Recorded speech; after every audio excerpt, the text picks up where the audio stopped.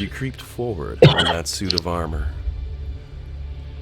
Jade having a vaulted look in his eye for excitement and for money and for power. You know, the usual things that stem a rogue, but mostly curiosity. With magical gear removed and left behind, the team made their way forward, doing their absolute best to break this armor behind two panes of glass out. Magical runes inscripted in multiple languages, to the point that the DM actually slipped on one of them. Oof. Covered the runes, and it took the entirety of the party's knowledge and language in order to read it and piece it together as magical inscriptions for a powerful entity. Then as they broke it free, divine magic poured forth, and they threw everything they had to try to hold that door shut. So the easiest way to do this is to just throw up an initiative order, because I'm sure you all remember where we left off last time. So feel free to roll your initiatives. Right. Talons from the armor, holding one hand forward.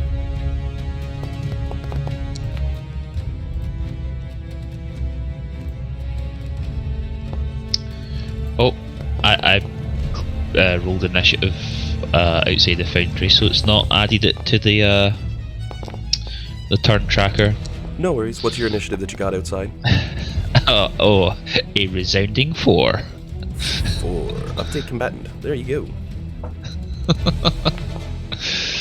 Lulu did worse. I rolled a 1. Poor Lulu. Did she get a sarcastic comment? No, she did not. She got lucky today. Now, keep in mind, this isn't your standard sort of combat encounter. The turn tracker is here mostly to limit you all to having one action per round with each other. And because the system is a little bit wonky and it put Alec up first, I'm just going to rotate it forward. Thank you, system. You tried, but a force of 4. At the present, Flux and the armor are almost in a stalemate. Almost. The struggle is real, as they would say, because, well, Flux hasn't had a turn yet, but they managed to get things together, and she's pushing on one side and the armor on the other. What does Isaac do, as I remind you that the power emanating from there has allowed magic to once again flow, but it is surging. Random effects will happen on your spells when you cast them. They could be increased, decreased, or exponentially more destructive than you could imagine. DM hints there might be some rolls done in the background to determine that anytime a spell is cast right now. Yeah. Alright. Let's see. Well, he doesn't have any of those components on him, so he can't do that. Because of the copy Isaac right now is up. So...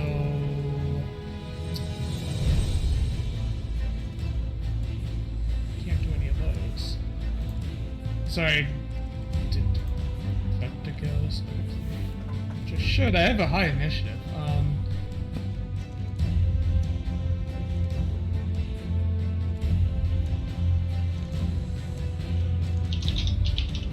I'm just trying to think if I have any tools that are actually really useful for this particular situation, and I'm not figuring that I do, unfortunately. So, I think that what I will do is that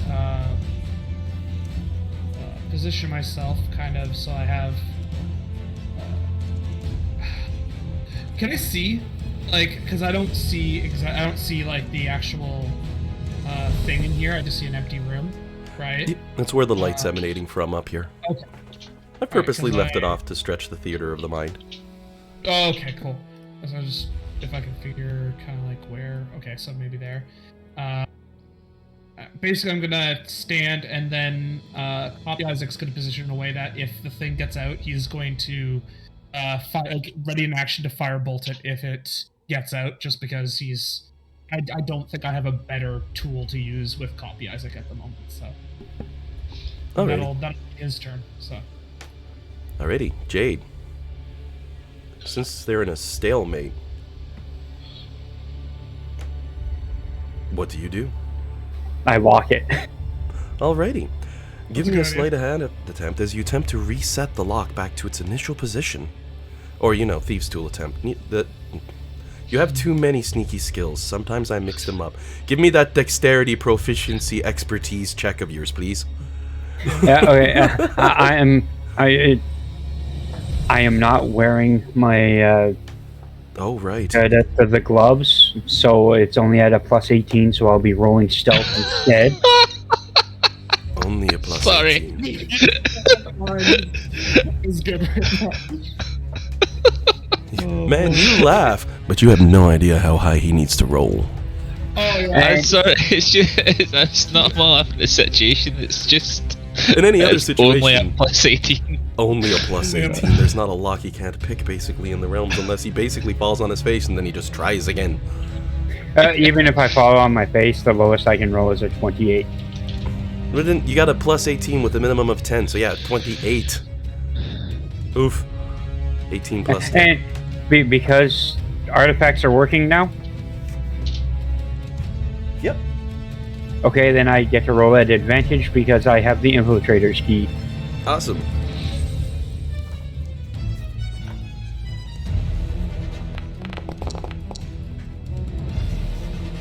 $35. As you quickly work the lock, you have never seen something so intricately designed. Gears, knobs, and levers twisting behind as the first of 3 positions reset. But the lock is not set by any means. You'll need to get all 3. And as you realize as you lock the first one into position, if you fail on the second or third, they'll reset. Good to know. We're in danger. Anything else on Jade's turn? Give me just a second. Meanwhile, Dan's like, man, I got a victory, and you're still making it sound spooky. Well, that's what I have to do. Friggin' Well then, 18 players. I'm going to use the fast hand class ability and lock the next lock. Oh. Alrighty. So you give another roll check on that.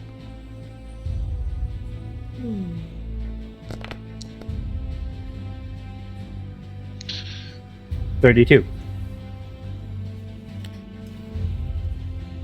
Oh man.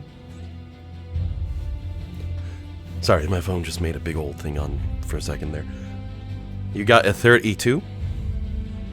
Yes. The second lock slips into place, sealing the device. But you can tell at a glance that the third one is going to be the hardest by far to set.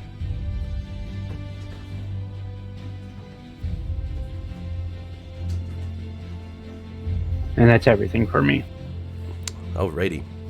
At the end of your turn at initiative count 20, before we start Isaac's turn, I'm going to need contested strength checks here. As the armor rises hands, grabbing at the glass and pushing forward against Flux. Okay, well, I'm just gonna tell you, since I don't have the belt, the highest that I can roll, is it a saving throw or a check? Contested strength checks on this one. Okay, I can only get... Basically, it's your Like, athletics. if I roll a natural 20, then I will get a 30. So if the DC is higher than that, there's no point in me rolling. Oh, it's contested. It's pushing against you. Okay. This one's a little I'll different. use- Jade's dealing with DCs. You're pressing Okay. against its strength. I'll use my inspiration to roll it at advantage. Courtney, do you remember if you gave me a bardic inspiration last time?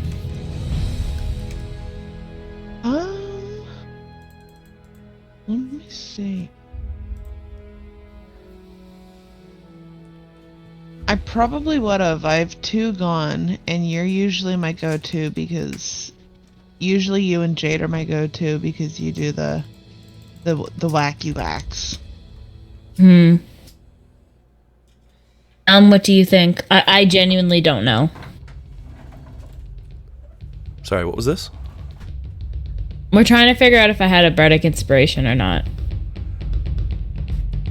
And I have 2 cannot slots gone. I cannot And I remember for the usually life of do- me where those went. Right. Yeah. Okay. I'll just roll it. I don't wanna do it and be wrong and then get a free D8 or whatever so I'll just roll it flat. So you do get your fuck's sake. proficiency bonus because I forgot to hit. Yeah, I forgot to hit VTT, but it was a 28. Do you want me to take a picture? 28? Yeah, I can take a picture and send it to the Discord. Oh no, I trust you. With a 28. You sure? I don't mind. I can see it in the game log. It's on, Oh, saves okay. on your character sheet. Oh yeah, Okay. I could go in the long way. That's why I say I trust you. Sorry, I'll hit VTT now. I usually remember, but I think rolling initiative that early made me forget. Oh yeah, I always trust when anybody in this one slips and it goes through that way because I can look it up on that sheet. So, as you push against, you manage to hold back the armor, though you can tell its strength is frightening. The glass itself strains between the two of you pressing, and you don't know how long that glass will hold out.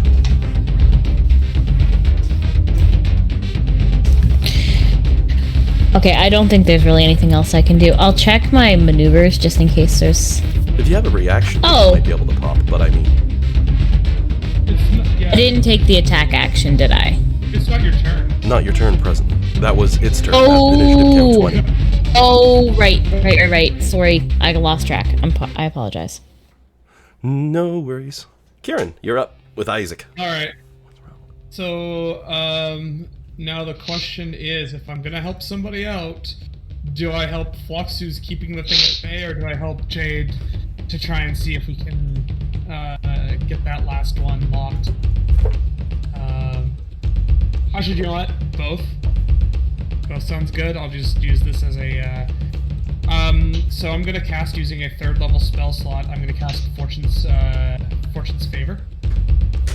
Wait, no, never mind. I'm not. I forgot that's a 1 minute cast time. So I'm going to instead. Damn, that was. I always remember that spell when it's too late to use it. It's a good one with this. Is there anything I can do with this? No, that's not good. Alright. I think I'm just gonna, for the moment, because I don't want to hold things up too much, I'm gonna do exactly the same thing I did with my copy and just stand by ready. Ready with my firebolt. I feel like my reaction probably is going to be more useful if I need to use it than any of my actions with this particular thing. So that's me. Alrighty. Sir Junior.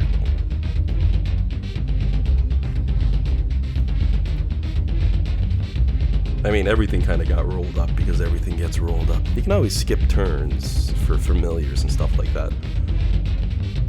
Because I'm sure Kumshag is just staring at two like, no.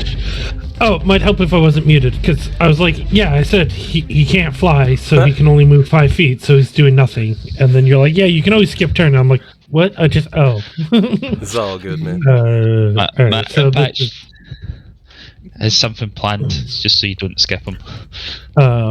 so okay. the copy number is going to move here. The thing is like right there, right? Yep. Right at the middle of an emanation of light. So can I cast hold person or hold monster on it? Nope, it's not presently classified as a creature. Okay. In that case, DM's like leaning in and tapping his head like that meme. It's like, I thought of that one. I had to check. Oh yeah, definitely. Then yeah, I've got nothing, guys. We will stand by and take reactions when I can. I will prepare a firebolt, though, just like anything else. Yep. the strat. Hey, Kamashek, do your thing. Oh my god! He pulls Flux's belt out of the equipment pile at our character's feet, and he's got 20 foot of movement. Oh. So he's going to try and scramble up to her. He's tiny, so I think he can get to her. Oh yeah, you can Alright, always move through an ally space at Yep. reduced thing, but you only have to worry about the entrance. Outside of that, it's at least 10 foot, so I mean, you're talking... What's his flight speed here? You said it was Wait, They he's don't got fly. He's got 40 flight speed, but he can run 20. Can I am I in that spot, or would I be like somewhere more like here? Well, You'd be right up in front of it, like... Here, I'll pop you where you actually should be. Yeah, put me where I would be, because I don't want to fuck with the movement speed. So Okay. I wanted to make sure that I would have been in the right Alright. spot. I'd move Jake now- forward too, because otherwise, well, you're not picking the lock, right? Okay, so I'm helping Flux with the... Okay, right. I'm so good at picking locks, I can do it from 30 feet away. I was Alright, gonna say, okay. I shouldn't say that, because you'll take a quarterstaff from one of the other players, but give me that for a second, tie a stick to the end of the stick, and then just unlock with that from a distance. I Okay, give you a so negative 10 he- and disadvantage, and you still get a 28. Ugh. Sorry, Dean. I know, no worries. I'm trying to remember the shortcut that to bring up your movement. Is it control in this system? No, right click. I'm not actually sure. I just hover over the character or pop up the character sheet to look for movement. when It's I need it. just the ruler because I'm having trouble visualizing this. So hold control, move it, click, and then move to the next one, and then you can hit Right. escape. Yep. Okay, that's what I was Oh, looking for. The tilt control. Yep, sorry, I completely Yeah. misunderstood. No worries. It took me a moment to realize what's going on. I'm kind of tired, apparently. Oh, buddy. Everybody's kind of tired right now, I think. It's the Sunday morning game. The first Oh, hour, right, it's like, not- we lived? Good. But it's vacation week, so I don't have to be awake. Oh, that's fair. All right. Okay, so he can't quite reach her. Can he throw it at Flux? Can he try and lasso her? What's he I do? don't know. Oh, getting he the will- belt to her? Yeah, he'll try and throw it so that it's like at least in contact with her. I don't know if that'll activate the magic, but he'll try. You can get it into any space within 60 feet because it can be used as an improvised weapon, and if you just throw at the ground, you just throw at the ground, right? Yeah, so he'll throw it at Flux. Ah! Someone could use an action to pop the belt on Flux, but it would take your whole action to do that. Except if you're Jade, apparently. He's like, I'm gonna do it twice. That is the only time I've ever seen or heard of that thief's ability being used. Yeah, seriously. Yep. The DM's like, I've got you all with the most devastating of combat plans. Jade's like, I have waited 18 levels for this. I'll put it this way. It's not used so much, I actually had to look up if I can actually do it. Nice. Oh my word. And the worst of it is then you've also got advantage, and then there's also Bellamy could give you boosts, and then beyond that, Kieran could just step in when things get bad and say, I flipped time on its ass, do it again. That ability, all of them, saved all so many times. DM shakes his head like, how can I challenge them? It's like, wait, I know, I'll just put like a god in glass. So, Nimbar's turn. Wait, which Nimbar is that? That would be the real Nimbar, right? No, this No. no copy. Sorry. Yeah. Okay, so this cop. I gotta. Oh, I see. Yeah, let me open up the token. I gotta fix that name. Otherwise, I'ma screw it up. That's better. Perfect. Oh, All right. Let's first 10 feet of movement, and then.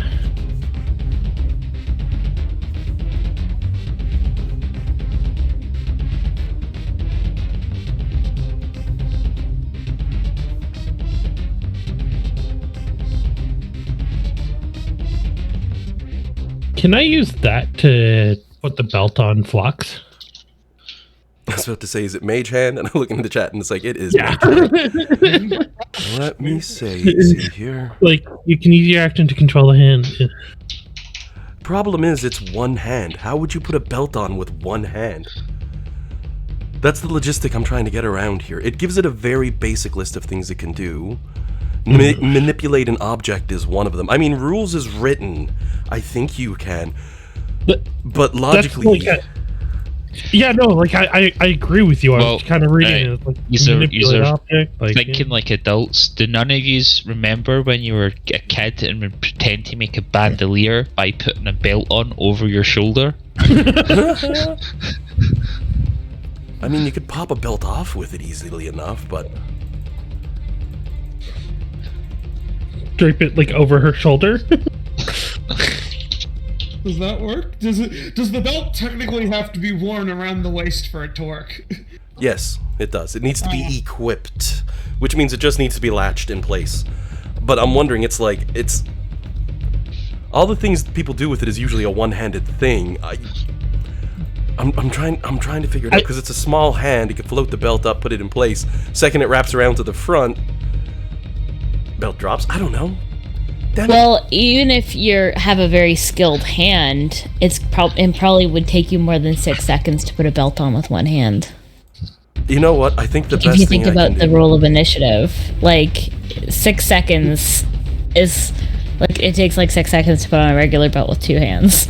I feel like the other thing is with a belt of strength is they're more like a girdle, so they just snap on. You know what I mean? Yeah. Oh, okay. I'm gonna flip a coin. 1, it doesn't work. 2, it works. Okay. That's fastest thing I can do. Hope for a 2. God damn it. Okay. It's the most dexterous mage hand in existence. As Flux feels her strength surge forth. Oh my word. I'm gonna have an enemy use mage hand and do something real messed up with it just to level the field, but that does re-equip the belt on Flux. I think it just picks it up from the back, flies it, and slams it on so quick from behind it just snaps together in the front. That's the only thing I can logically think of. I'm going full on Looney Tunes. It turns out it's been a Velcro belt this whole time. Oh wow. Well, Jillian, all right. Thanks to the dice and the crockery from your team. Let's be honest here. You have your belt back on. Yeah, I was perfectly expecting that not to work, for the record. Great. It's great that it depends on me, and we're just got lucky. So, is it my turn? Did you say? Yep, just got kicked over to yours. Oh, the indicator's not coming up. It must be glitched again. Here's the thing. You're holding the door shut. The armor's on the other side. Taloned hands scrabbling and scratching, but since it didn't manage to push the door any further open, you don't actually have to pass any checks to maintain where you're at. If the door had been shoved open somewhat, you'd need to be making an athletics check to further close it. But as of right now, well, you've got it wedged shut, so long as you don't let go. You don't have to roll any checks for that. Okay, just 1 second. I'm just reading something.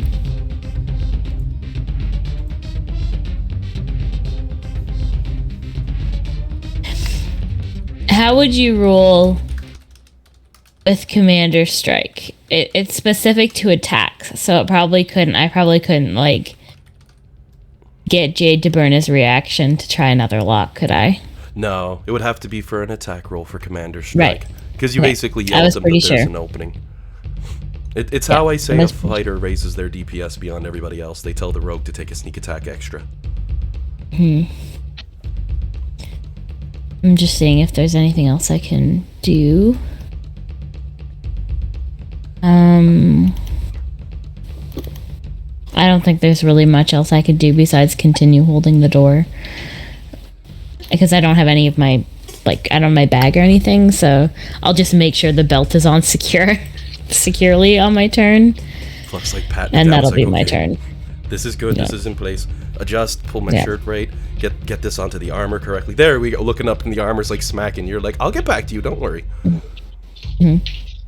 Or I can hasten them. And yep, I would say that's probably my turn. Alrighty.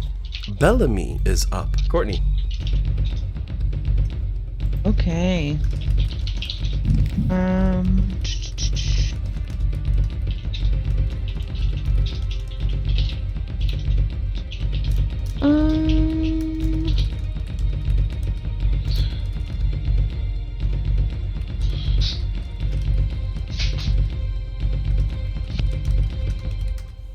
How big is the chamber that Jade, Flux, and Alec are in? Like, how tall is it? You remember Zordon from Power Rangers? No, I've never seen it. Dang, I was going for pop culture icon. It's a large stoop going from basically floor to ceiling. I'd say about 10 foot total, sort of sealed in. It splits straight down the middle. Meanwhile, you've never seen Power Rangers? No, I was like, I think like 5 years too young for like the Power Rangers. Yeah, thing. she is the youngest. I'd still watch it now, though. I love how Dean is taking this as a personal offense. Like, what do you mean? Okay. So I'll just throw a picture of Zordon up in the actual thing, because, you know, I have to now. Rangers. Yeah, you just wrote Rangers. Oh, do the mission. That's a big head. Yep. He's a floating head inside a giant tube. Incredible. Oh, the 90s. Good times. Okay. Ay, ay, ay. Oh, Alpha 5 was the best. It's funny because Kieran's character in another campaign we play in is called Rita, and she started with Eldritch Blast, so I immediately started making Rita Repulsa jokes. Oh god. The thing is, that's not even actually her name, but like no one, like she's told you her actual name, but like I don't know if any of it even remembers it because she just goes by Rita. So. Well, I can make it's Rita. Can make a Power Rangers joke with one and not the other, so. I was gonna say a little bit more seriously. I think we asked you what your preferred name was, and I think you said you preferred Rita. Yeah. So the whole idea is she uses that name because she doesn't want her actual name going around. Because since that are now becoming apparent with a group that's apparently hunting her, so that's cool. Is this suit of armor considered a humanoid? Nope, not at the moment. Okay. It is an object. Okay. Then I'm going to. Oh boy. I will. And magic is working in here now, correct? Magic is surging with random effects, possibly. All right. Well, then I'm just gonna go in, and I'm gonna cast Bless on Jade, Flux, and Alec.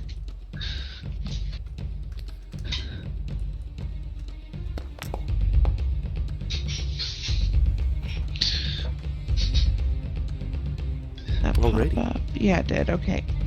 And I'm also. For a brief second, as you hold your hand out and cast out the blessing, it almost looks like you're welding, sparks of light crackling against the others, as you grant a blessing to them, but the magic didn't feel like you remember. Oh boy. Well, guys, I'm sorry if I hurt you.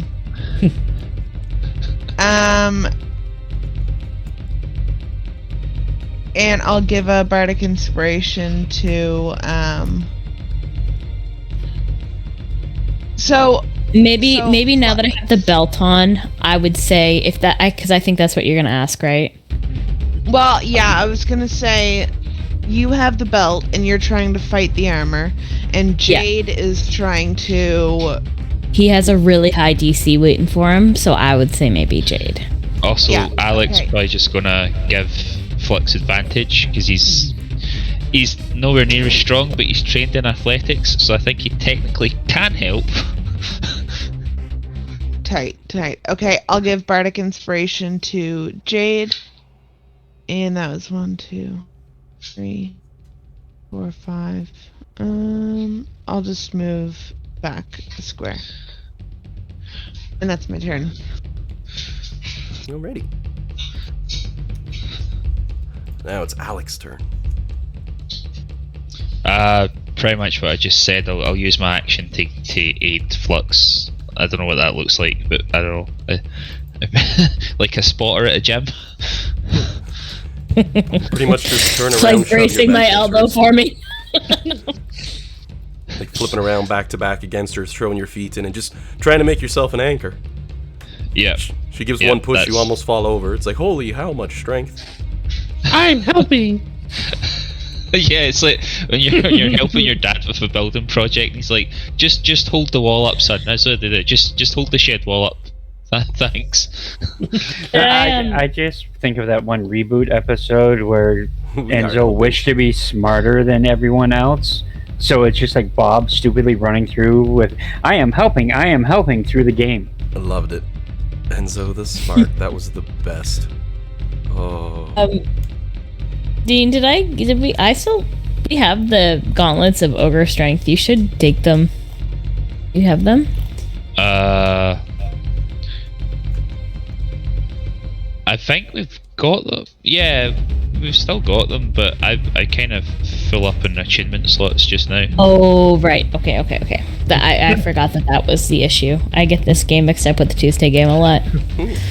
Yeah.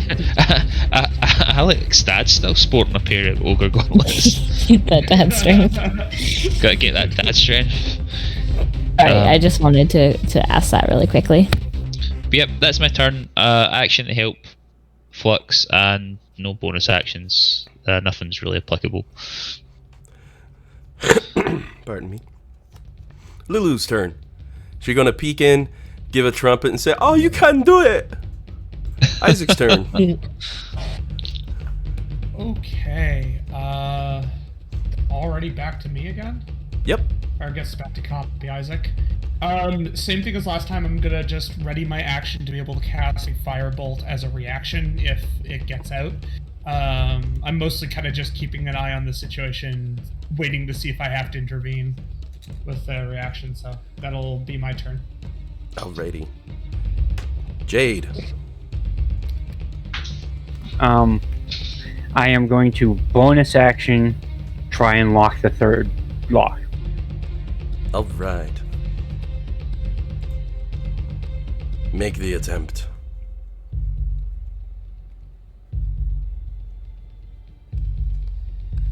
Bardic Inspiration dice is 1d8.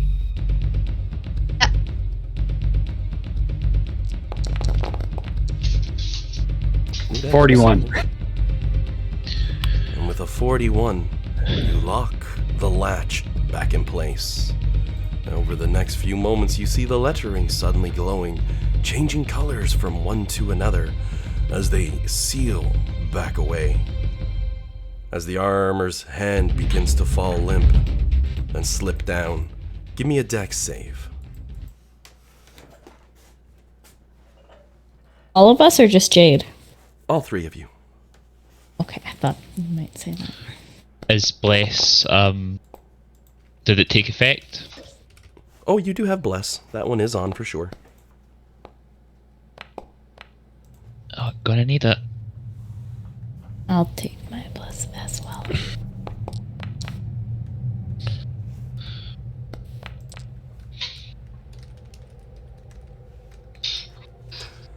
All right.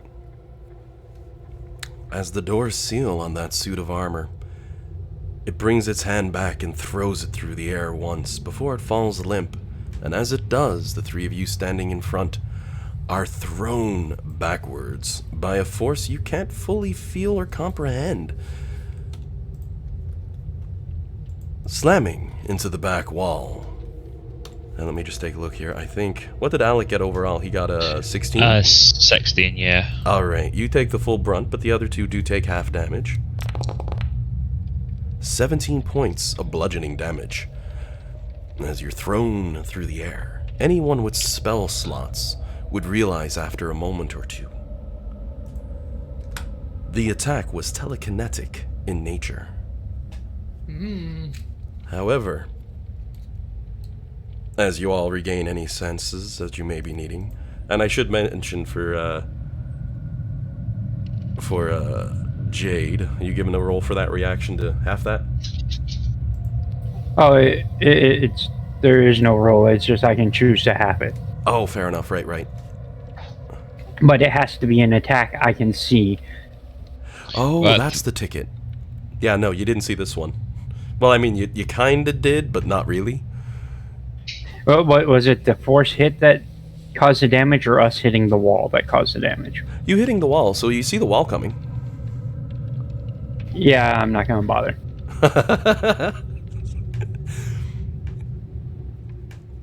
Now, as you all stand up where you're at, you do notice your magical items are no longer functioning. No magic in this room is working, as it's been cut out entirely.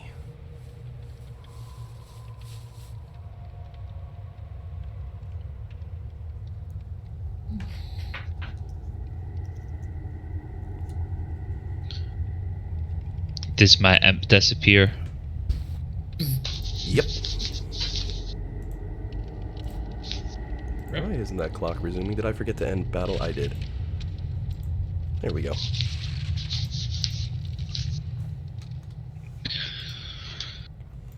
I'm gonna go out and see if my belt works. Exiting the room, you do see your magical items springing back to life, responding Okay. once more. I'll go and collect all my gear and put it all back on. I was just gonna say Yeah. the same thing. Alec goes and gets dressed. Well, Yeah. that was. Let's leave that armor here. I'll get it later.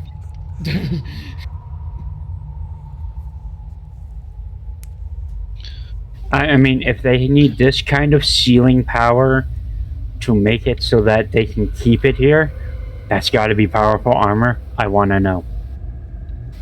Oh, I'm sure it's powerful. I'm just a little worried about the controlling it bit, that's all. Oh, find the helm. It's got to be the helm. That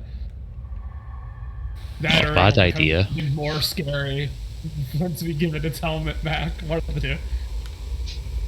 Like some twisted Frosty the Snowman. Well, the armor's missing the helmet, so that's the only piece missing. So what if it was just trying to get out to get to the helmet, so it's a complete armor set? Find the helmet, you might find the control. Yeah, it puts its helmet back on, and then it's just like, here you go, and just like falls over in its armor now. You know, Jade, I never took you for an optimist. I've died how many times now? If I don't have optimism and curiosity, what's left? Who speaks up? Well, at least twice, maybe 3 times. I lost count.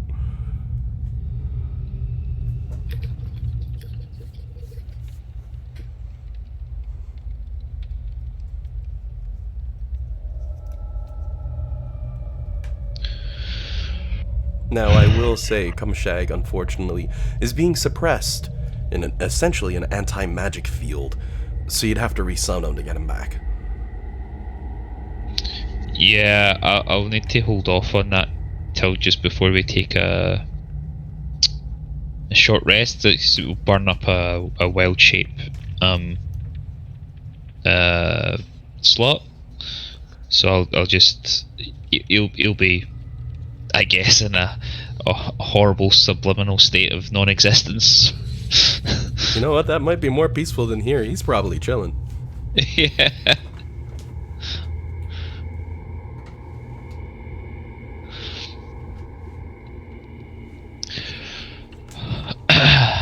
Well, that was eventful. It was interesting.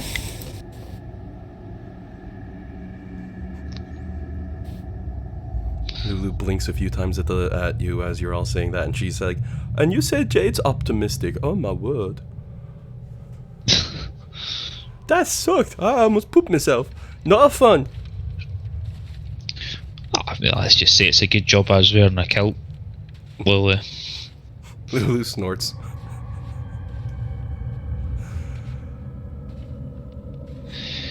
Though I will say Okay. she's gonna waddle her way over, nice and slowly, and sit down by the water again. Just let her snort drop in, drinking casually.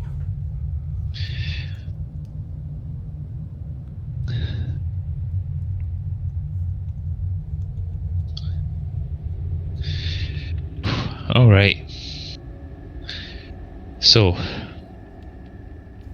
we picking a direction. So Look, as there's a- a pile of leaves. As a general reminder, the classroom itself did emanate the same magical energies that you've seen in other rooms, indicating a trapped soul. There was a path to the north, a seemingly dead-end path to the northwest, and to the south, a pile of leaves, under which you can just see the edge of a tunnel. Oh yeah. Okay. Classroom. I'll go ahead. There was also this in the south west that not Nimbar had kind of gone down. Yep. Where he gets to see a rather interesting view of what appears to be a theater.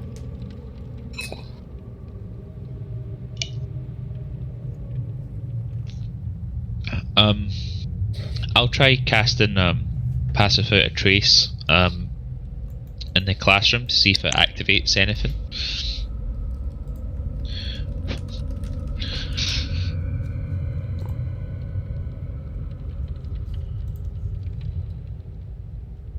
And just 1 second here.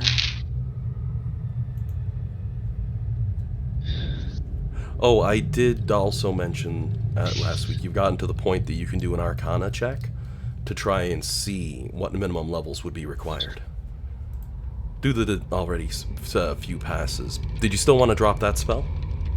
Oh yeah, it's a free cast through my staff, so it doesn't cost anything. Alrighty. As you attempt to cast, and you drop Pass Without Trace, and the room goes silent for you and your allies, it radiates the magic, but it doesn't activate, as it seems to require a higher spell slot than second.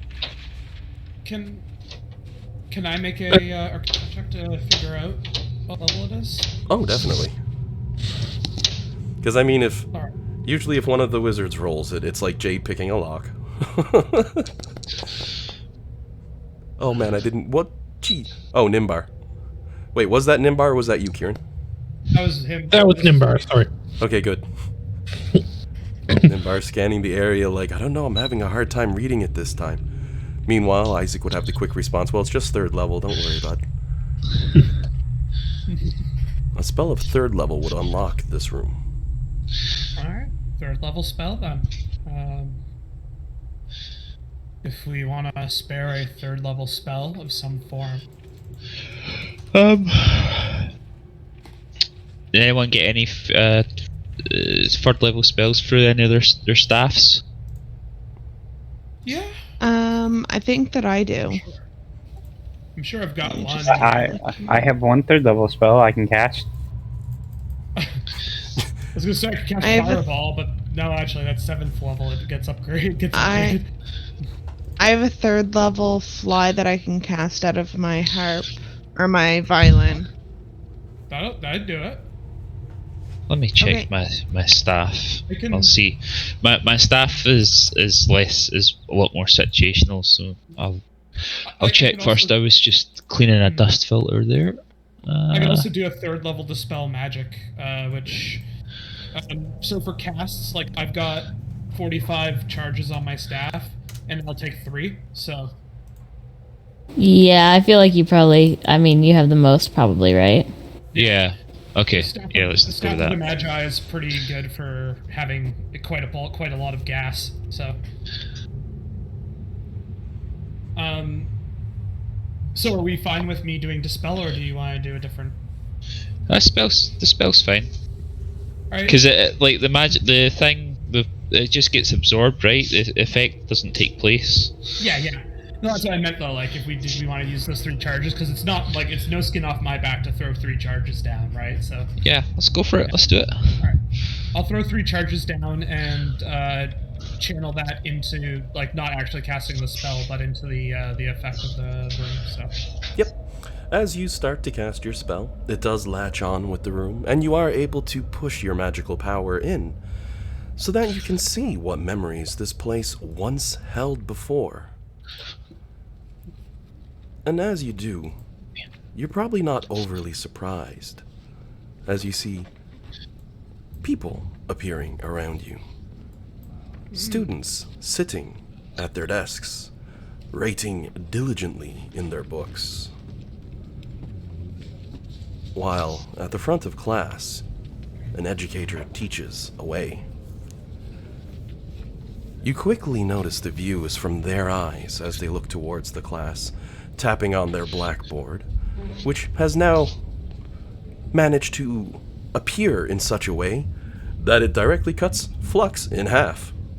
Don't worry, 0 damage. It's very ethereal, but at one point they're literally drawing on your forehead. I mean, they're reaching up really high to do that and putting the notes at the very top, you know what I mean? So, as they do so, giving a glance back towards the class, you can all more than welcome to give a perception check. The faces of the students in the front few rows are very clear and vivid, but as you look further back, it becomes harder to see. Though, Right. what you do notice is in the back of the classroom.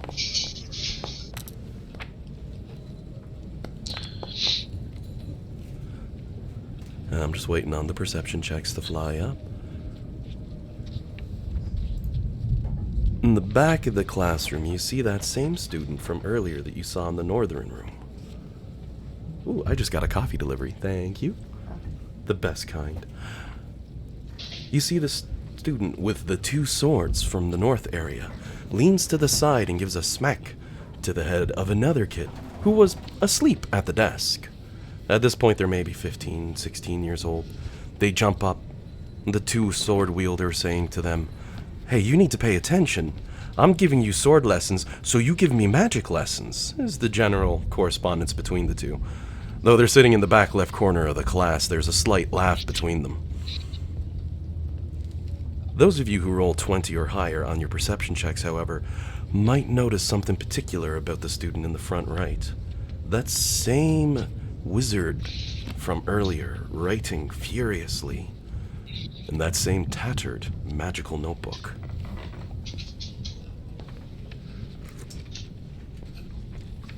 The teacher, educator, or what may have, taps on the board a few times while underlining a certain point, as they begin to explain about the present state of affairs in the world, about how the last Thane survives, and after absorbing all the others, only it stood.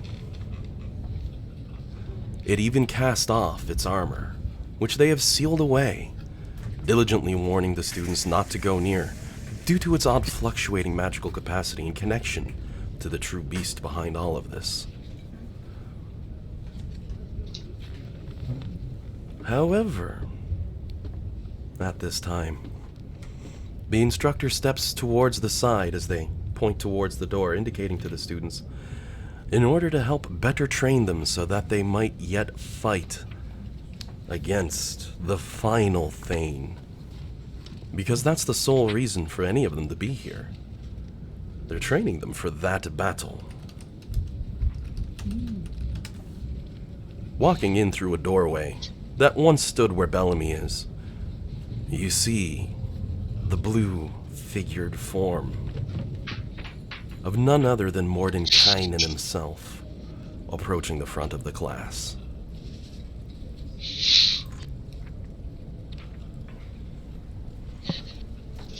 Those of you might remember this lovely wizard from your time in Avernus, when he had his magical pillar appearing and you went to him for information, but Quite a famous wizard. So, yeah. Yep. Oh yeah, we met him before. They let him be an NPC. He underlines on the board to the group as he draws a single name, with a nod underlining in bold. Tithonios, the Topaz Dragon, he begins to explain. The final Thane. With his mighty dragon vision, he has scoured the various worlds and multiverses until none others have remained, and his power has grown so great. As Mordenkainen continues his speech, he seems to get somewhat offended, however, by the wizard sitting in the front row in the corner, who not once raises an eye, scurrying away at his notes. Mordenkainen walks over with a scowl, folds his arm, grabs the spellbook and pushes it down on the table, seeming to demand to know what the wizard was writing, though as Mordenkainen's eyes look down and he looks up, you see he mutters, 1 million, what are you working on here, boy? And the kid gives a nod to him and he says, I've almost got the final pieces together, but I couldn't figure out where such a spell could be used.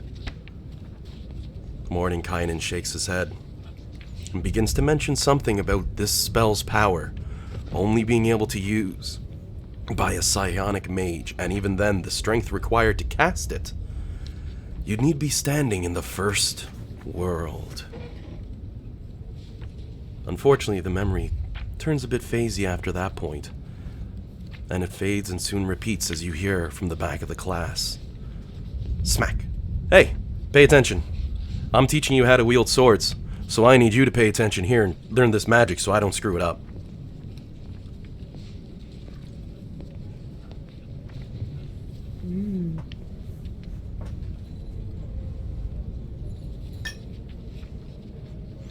Lulu looks up. She says, oh, great. See, now they warned you not to touch your armor and you just went and did that. That's our luck, though, isn't it? And she starts blowing bubbles. Yeah, I mean, who really reads the instruction book anymore now? I mean, both wizards holding their hands up.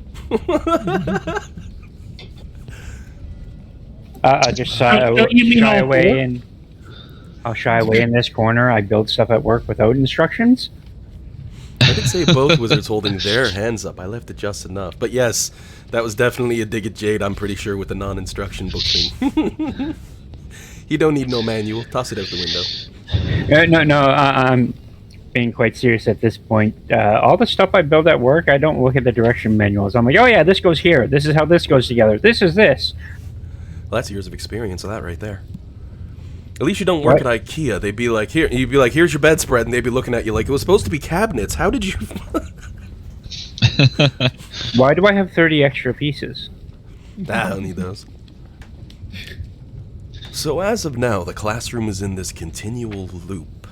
If anyone had any questions, or anybody had anything they wanted to check out while the loop is happening, by all means. Can we make out the writing in his book? The student in the front that's writing into his book, can we make any of that out from the memory? You'll need to do a perception check on this one as you watch over the memory again. As you can tell, it's from the instructor's point of view at the front of the class.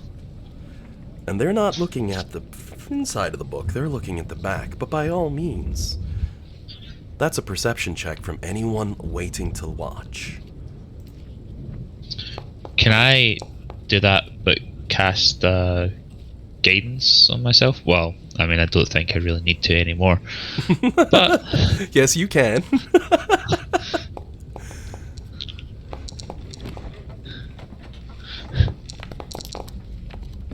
Oh yeah, never mind. You all peer and scour and look as hard as you can at that book.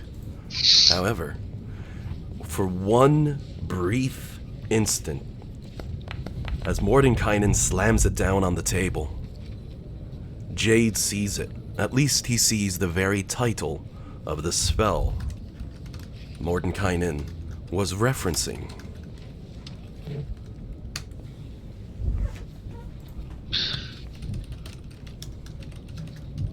One million wishes.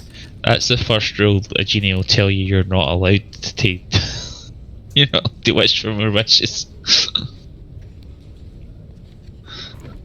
That spell is We've heard of that one before, I think. Haven't we? That sounds familiar. the spell burning away in the back of that book that, well, John immediately closed. And he's like, nope, we're not touching it. only said 1 million W. Right. So that's that might be what you're thinking of there, Jillian. Yep.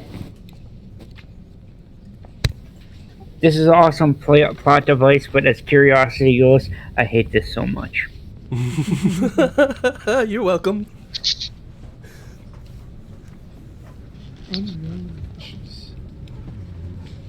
Well, Whatever the spell is of such awe-inspiring power, it's built on psionic magic, which is in itself not truly magic, and requires to be cast from somewhere called the First World. Our plane of existence. You're all more than welcome to do a history or an arcana check on that term.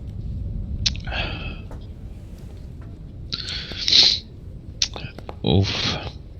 Which +1 should I go for? I go leave it to the boffins. Coincidentally, I get both because copies. Copies are silly things. I'm not actually sure anyone's failed yet on those checks, by the way. So everyone's like, oh yeah, the First World, oh, we've heard of that. It's some theoretical world from which all worlds spring from or some shit. You know what I mean.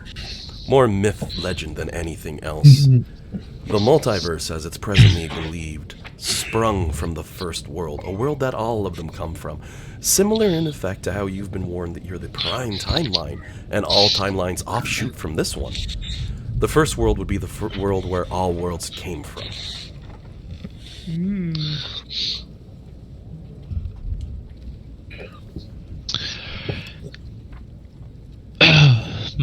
And in that world, there is no magic, and everything was made up to. It's called Earth. But I'm bummed. Exactly. No magic with it. Ugh. They say in the First World that the groups of people gather together to tell stories of our world. Ugh, sound like a bunch of nerds, to be honest. Yeah, even the wizards think they're nerds. Lame. Apparently, in the First World, there were no classes, just races. That's a throwback What, like- to first edition D&D. Oh my word. So, any other info or any other things people are looking for based off of what has been said and shown? And in the more northern room, you said that the wizard who was writing in the book, we couldn't see their face because of the their hair was in front of it, hiding it. Yep, they Do just we had their head get- down. Yeah. Do we get any better kind of look at them? Straight on, though most of their face is still behind the book and obscured by many shadow. Their long hair fallen down, excessively huge baggy eyes, gaunt skin. They don't look like they're taking care of themselves by any means. A frantic mage putting spells together.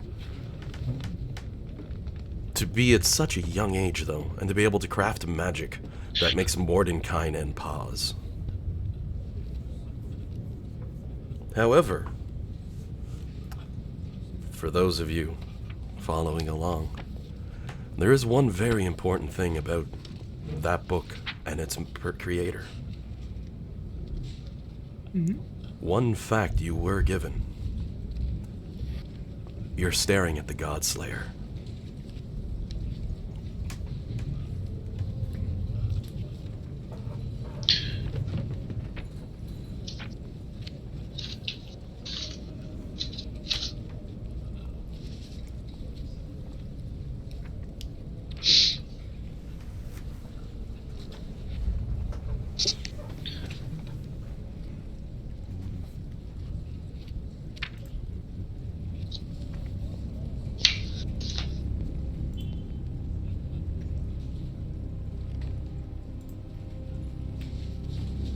Godslayer was... They could have been much older than this. Then, if they were almost finished the spell now. Yeah, I'm surprised how young they are considering they're working on an 11th tier spell. We presume it's the 11th tier spell, to be fair. The 1 million wishes spell? That might be. Might be, yeah.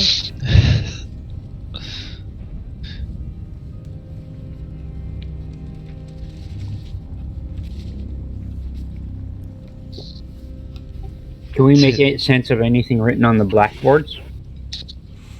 It's just standard magical practice. Definitely not at the level of that wizard sitting in the front seat, which might explain why he was too engrossed in his own works. The basic stuff you'd be teaching for someone to understand cantrips and first level spells as they're beginning their education as a wizard. He's just like, yeah, 11th level magic, you know. Casually. What? We've never came across any motives, have we? We don't know what the drive is here.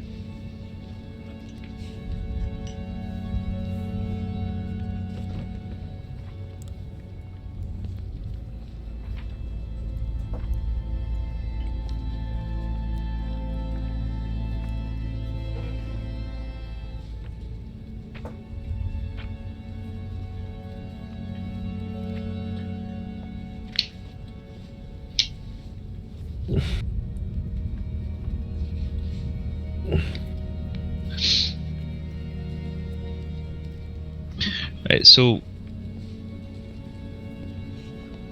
the god, did this happen?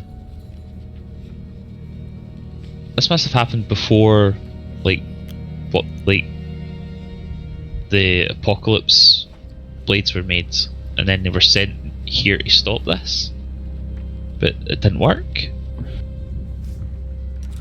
I need to read my notes.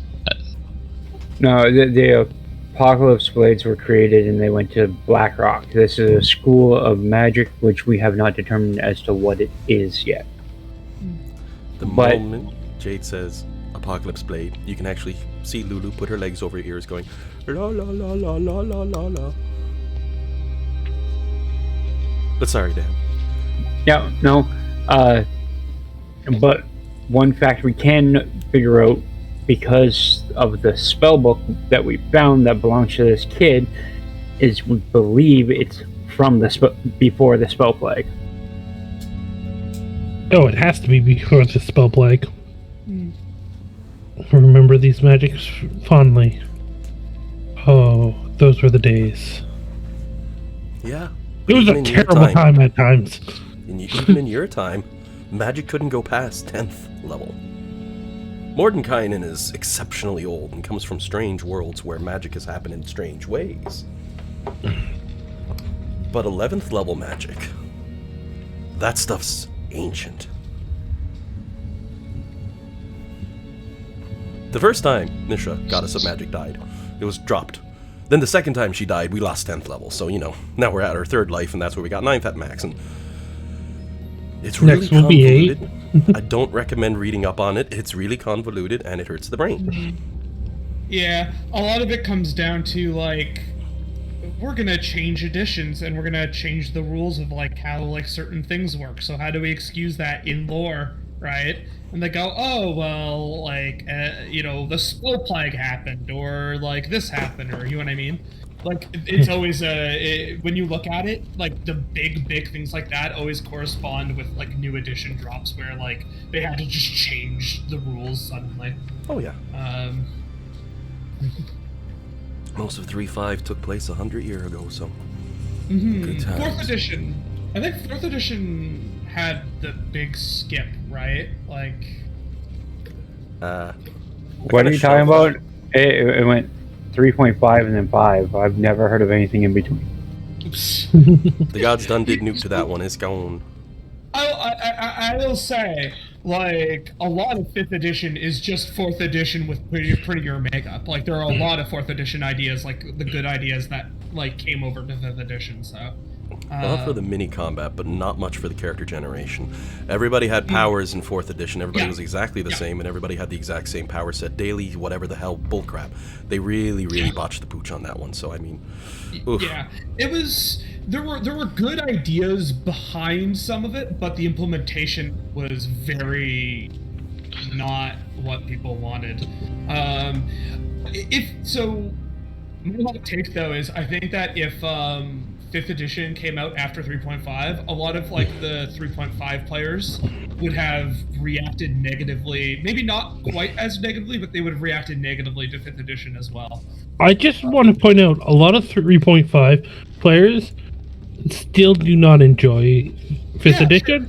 So, like, it doesn't matter that we had 4th edition. It's that some people are stuck in their ways and like what they've known. Which I'm not saying there's anything wrong with, but I'm saying like this hatred for 4th edition, like the saving graces for 5th edition are not just because it was after 4th. No, I'm not saying that. But I am saying is I do think that having 4th edition in between did, for some people, soften that transition a bit because it was better received than 4th edition was, right? Like people, I think that a lot of players who came from 3.5 who play 5e now would have been a bit more critical of 5e's changes if they didn't have 4th edition in between. So that's all. Oh, I don't think 4e's bad of a game. I just think it wasn't a good replacement for 3.5. what 4th edition did was cause Wizards of the Coast to lean back and say, shit, we almost lost everything.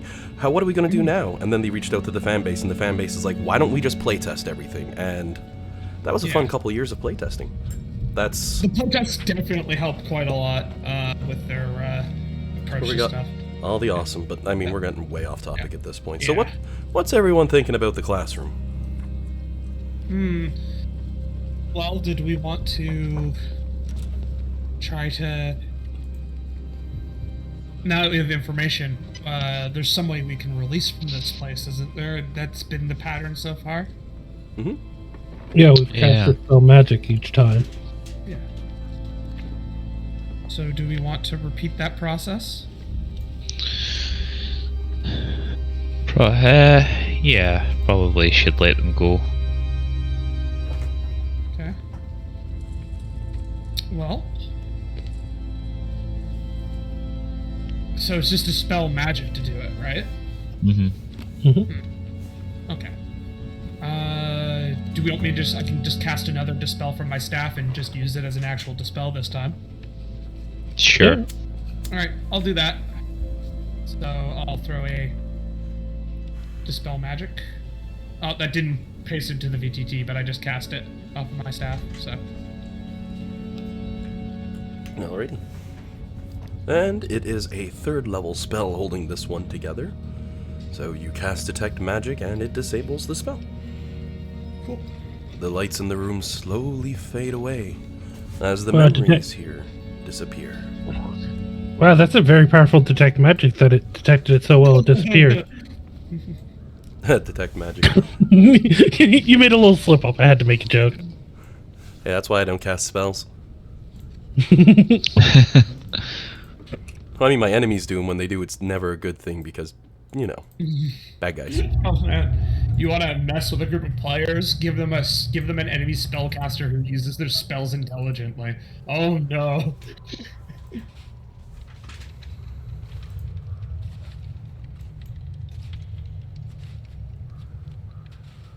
All right. Oh, that's dealt with. Where do we want to go to next?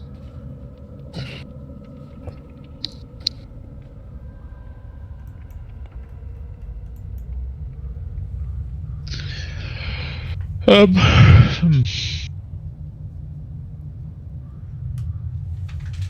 the way? Yeah, let's... Yeah, it's because as far as we know, the ways to the north are blocked off.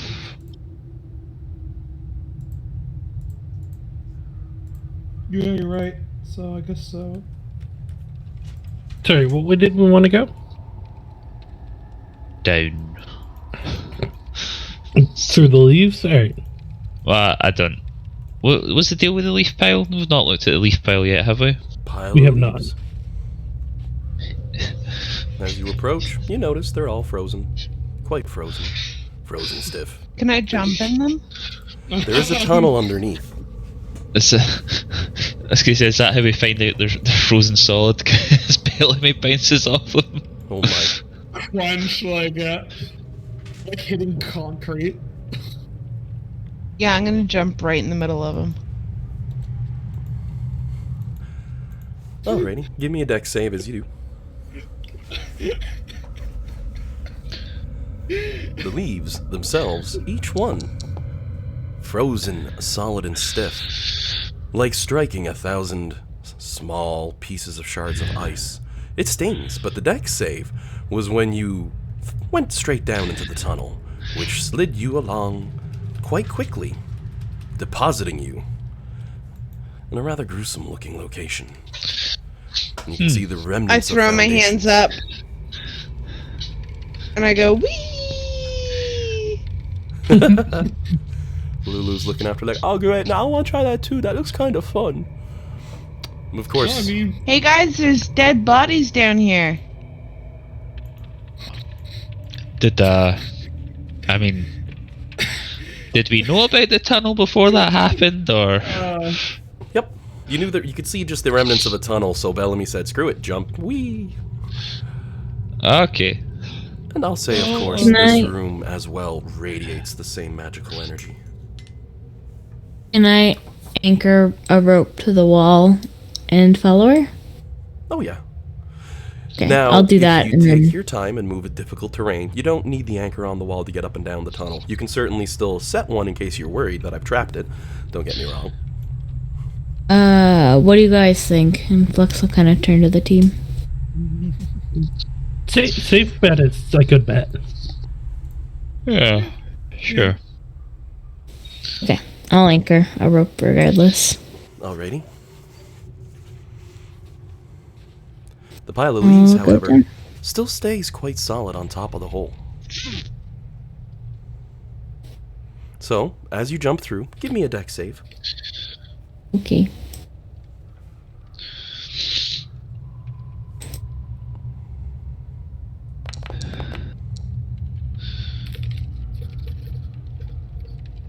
Alrighty. You land down as you go through the piles and piles of leaves and land in the tunnel beneath, slowly inching your way down. Looks like everyone's making like a tree and leafing. Oh dear. Nope. Get out. Lulu just gives you the Fine. side glance. That one hurt even for me, but I'm gonna jump in after them. Whee! Someone give me a dex save for Lulu.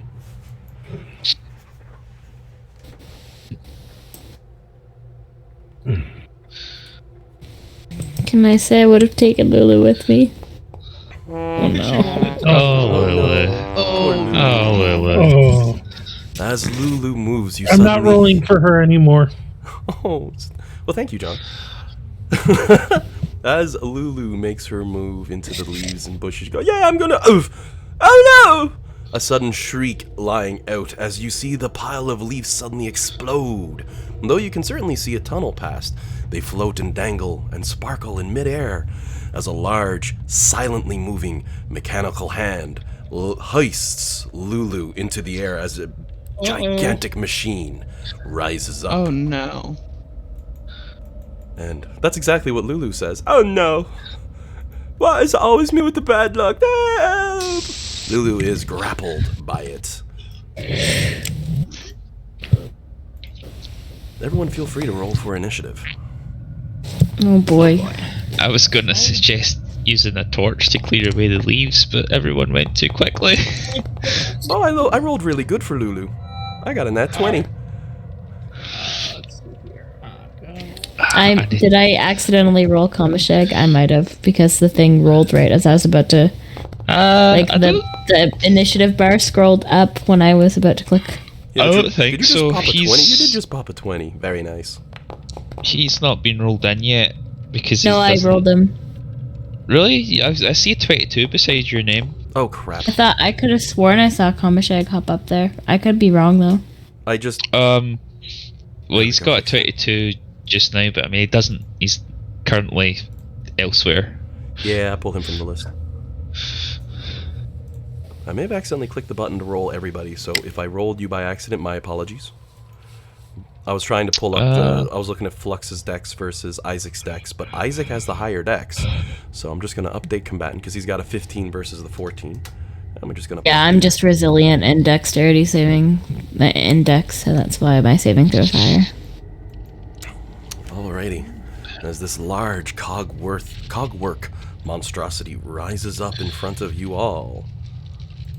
I don't like it. Sorry, guys. I'm let's see, I've probably positioned myself slightly better.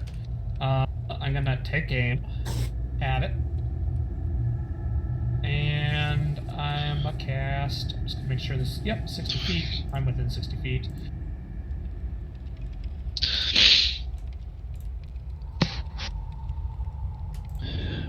Laser beam.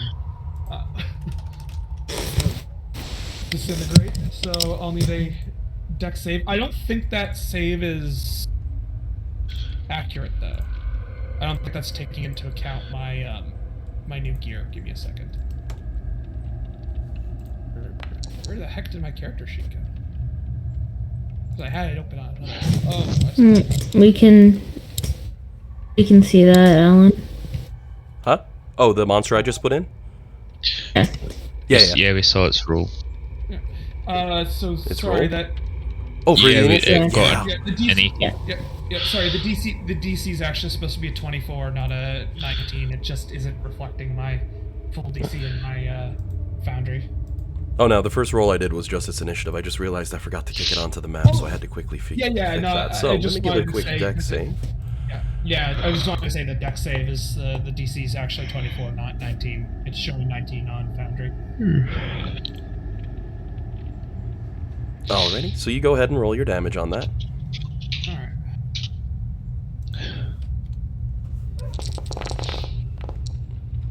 Nice. Someone's gonna say it. 69 points of damage as your ray blasts through the air into the chest of this clockwork monstrosity, tearing a few pieces off. But overall, it looks barely injured. Oh yeah, I figure you're not going to give us a single enemy encounter with like that little health, so. Oh yeah. All right. That'll be my turn. So, I think it says it's Bellamy's turn right now on the tracker though. Unless my tracker's just out of date. Maybe my tracker's just out of date. I'm pretty far down. I rolled pretty poorly. Yeah. Should be Flux's turn now. I think I got that updated. Okay, so you said I could get up difficult terrain, or does it balance it out if I put the rope down? It's the ruling on that one. You had your rope set down, and that'll help you if there's any issues, but it is still difficult terrain. Alright. So that's how far I get. I suppose I could I take, You can could I use take, another, dash. use my action to move, yeah. So, 5, 10, 15.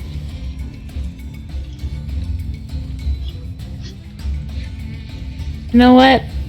I'm gonna use an action surge. And I'm just gonna send you a message of something that you notice as you're rushing from behind. Okay. Ooh, secret.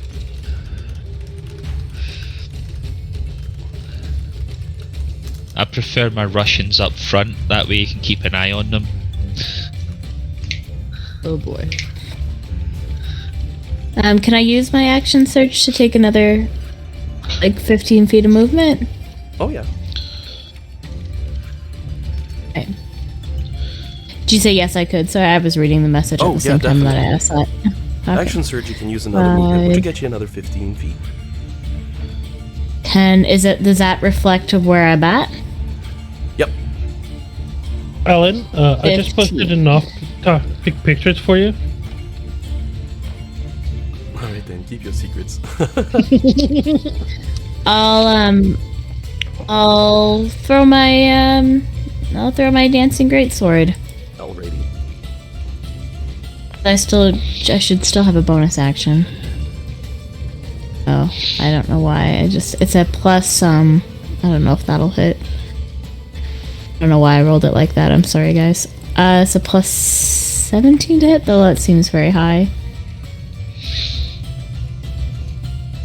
Let's see, 6 plus your strength mod is up there too, right? That's a plus 9, plus 15, plus 2 for being magical, plus 17. Yeah, that's right. Okay.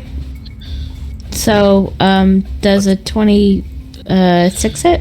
A 26 is a hit as your blade drives home against the backside of the gigantic monster in front of you. I'm just gonna I clicked the damage. I don't know how this is gonna come up because I just kind of fudged this roll up. It's been a long time. There, that's better. So it's gonna be 22 damage, and its speed is reduced by 10. Alrighty, it takes That's it. 22 That's the end points of my of turn. damage.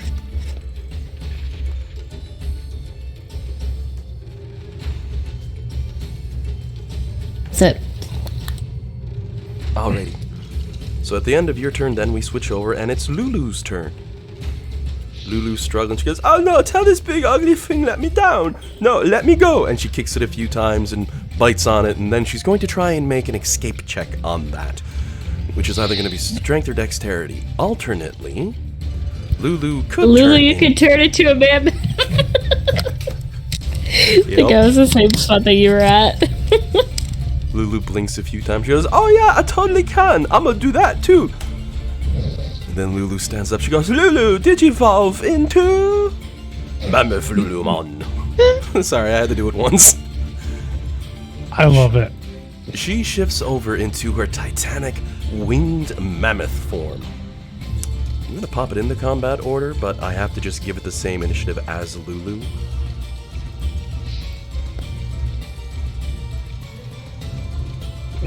That was close.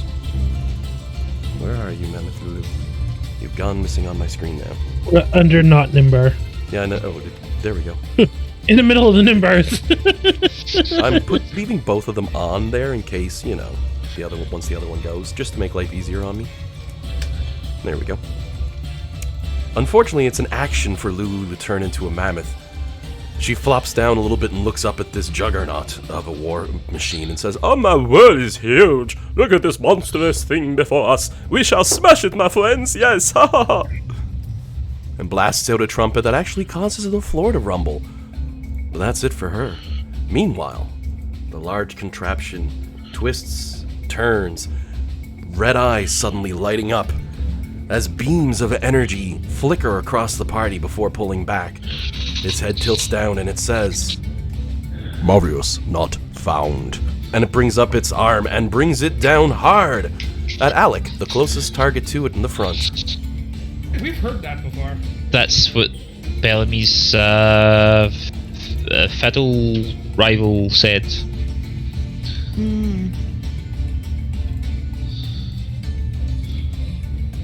As it swings its multi-bladed arm down at you.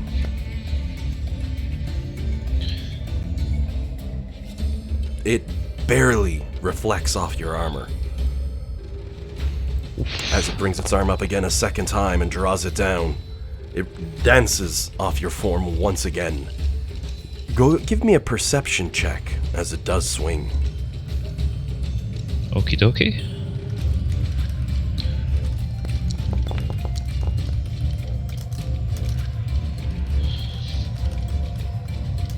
You notice this machine is unable to fully get its entire leverage out with that swing.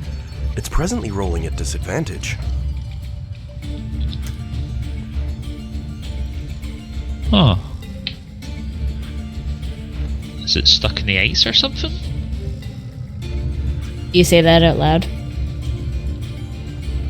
Yes. Yeah, it's super stuck. Nimbar, your turn.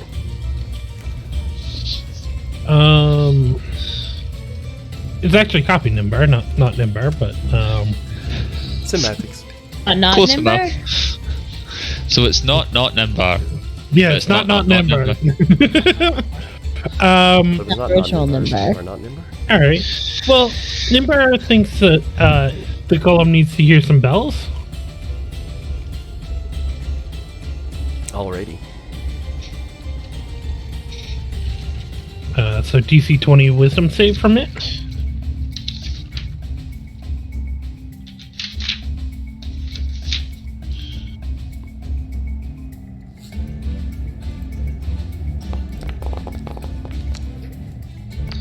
Wow. Alright, and it takes 18 points of damage as the bells ring over its head. And then, as a bonus action, I'm gonna ring some more bells. Another DC 20 wisdom save. Okay.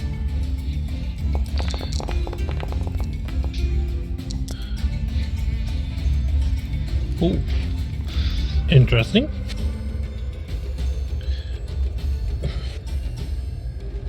And 18 more points of damage, was that? Yeah. Alrighty. And that, for those who's wondering, that's why he's wearing the Okay, illusion perfect. I was bracelet. just gonna ask. It wasn't me questioning you, it was me genuinely being curious. Yeah. Yep. I was wondering if anyone was gonna ask, but I figured I'd throw I it was out. just waiting for you to finish. I didn't want to interrupt to ask. Yep. I was remembering the item like, oh, I know what he's doing. I'm gonna let him play this one out. This will be fun. So you gave that awesome item to your copy? Yeah, because he's gonna primarily use cantrips because he doesn't get spell slots back. So then he started blasting. Imagine if you were a warlock with that. Yeah. Oh my god. That'd be Yeah. insanely broken.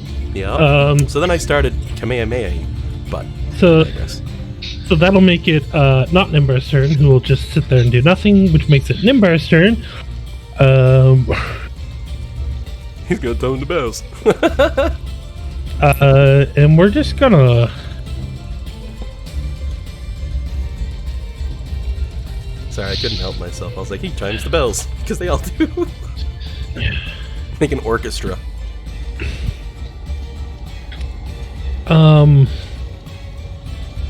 Sorry, I'm just trying to see a good spot to do this that I won't hit my friends. I guess we'll move here because the Flux is also down, correct? She's underground Yeah. at the moment. Yeah, that's what I thought. So I can cast a lightning bolt, like going down and not hit her, right?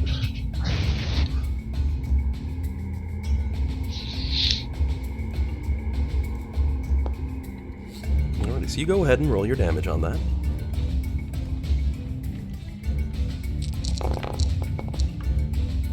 As you strike out with a lightning bolt for 27 points of damage against the mechanical monstrosity in front of you. It burns across its form, and though it's looking injured, it still looks quite functional. Cogs and wheels twisting. Did it look like it did the damage I expected it to? It does appear that it's done normal damage. Okay.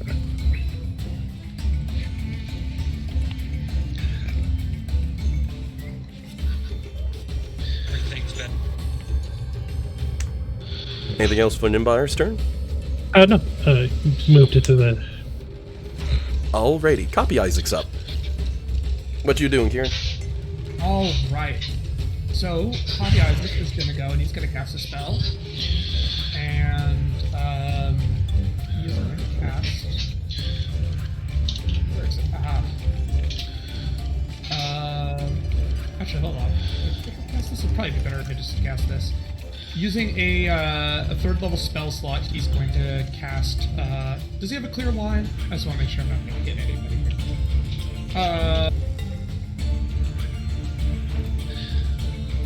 Yeah, I feel like I definitely hit Alec with that if I do that, because I'm kind of in an awkward spot. You know what? I'm just going to cast the one I was originally going to cast in the first place.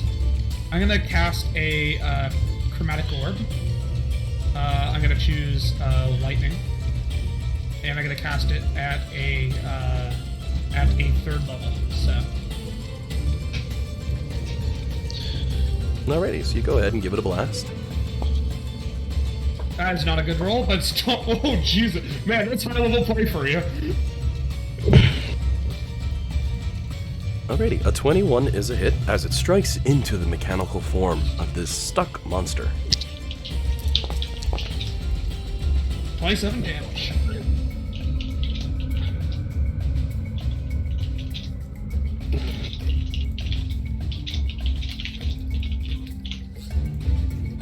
"27 points of damage to the machine, though it still functions. Starting to look Alright. pretty injured, though. Just keep on blasting. And that will be Copy Isaac's turn.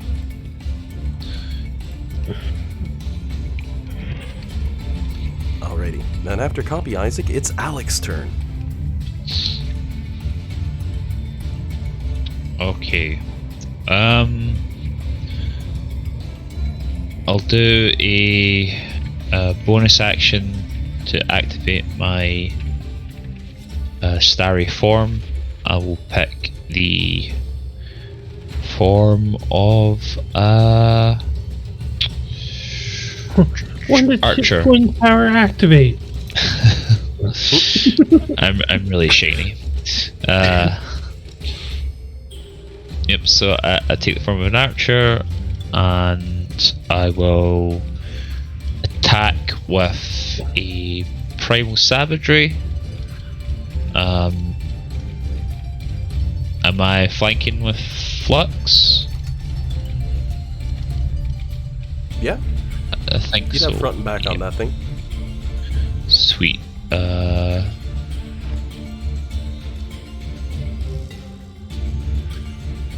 dare it grab our sweet precious Lulu. So 35 to hit for 20 acid damage, and that will be everything I can do in my turn.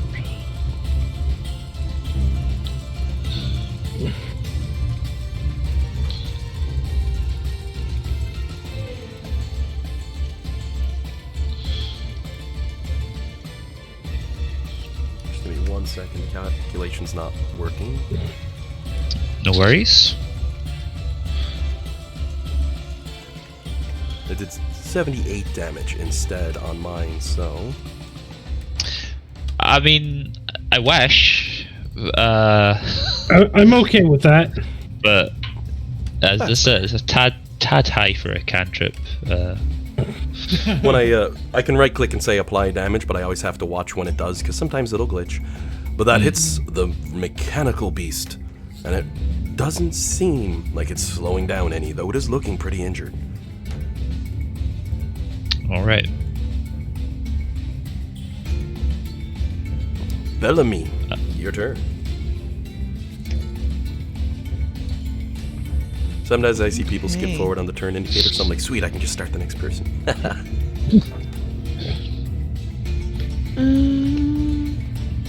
am I going to do? Can I see the big robot man? If you move 10 feet to over to here, so you can get a clean shot up that you'd be able to see from there, which would put you at a distance of about 45, 50 feet from it. Most spells are 60 at the worst, so that's good. I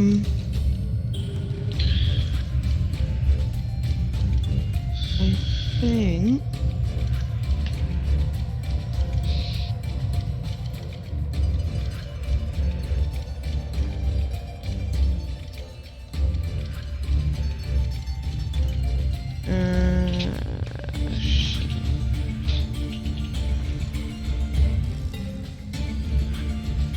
I'm gonna cast Banishment on it.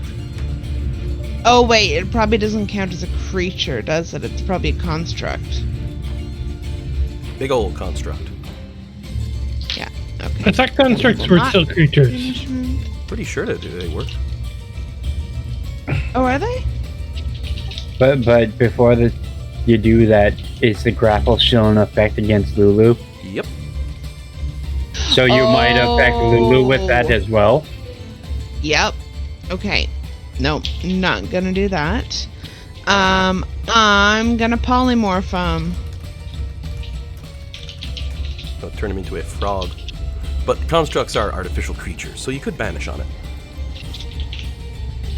Yeah, I don't want to risk hurting Lulu. I'm going to turn him into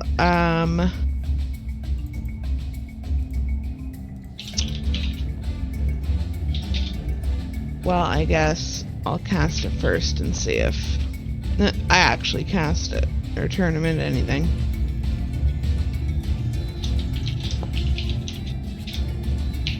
So as you cast Polymorph on him... Just 1 second here. Oh no.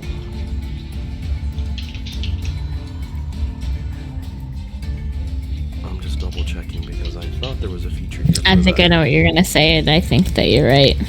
Yeah, here we go. Yeah, I think I know. It would have Yeah. landed home. Unfortunately, the golem has an immutable form and is immune to any spell or effects that would alter its form. I didn't think about that until he's like, oh, 1 second. I was like, oh wait, most golems have that. I knew it wasn't gonna work the second she said she was gonna polymorph. I was like, fuck. So now you know if you ever see these big constructs again, their forms are immutable.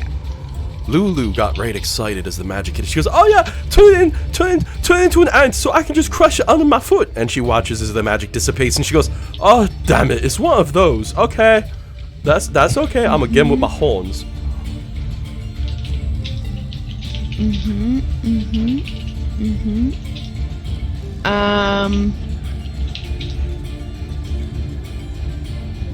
Okay.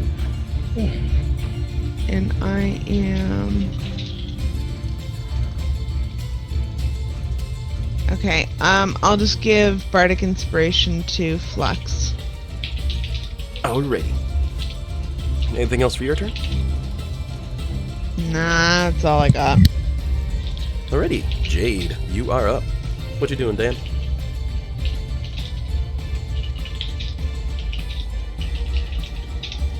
Move it there so I have flanking with Lulu and Abracadabra. Perfect. You go ahead and drop that.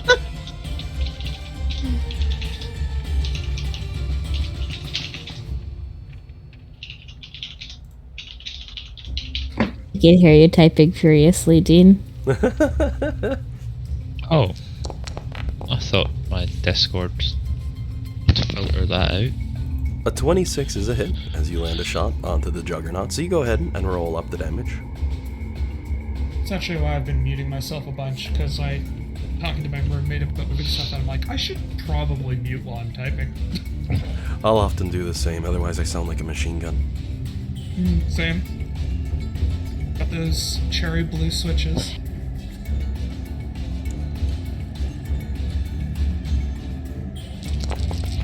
Look at them D6s. 41 points of damage. Anything else on top of that?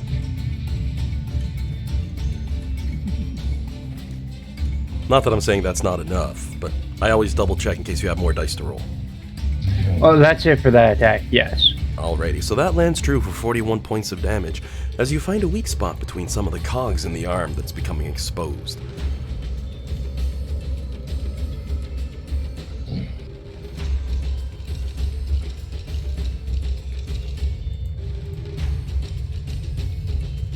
Anything else for Jade's turn?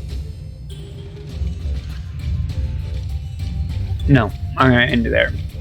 Okay. Sir Junior. Familiar doing anything?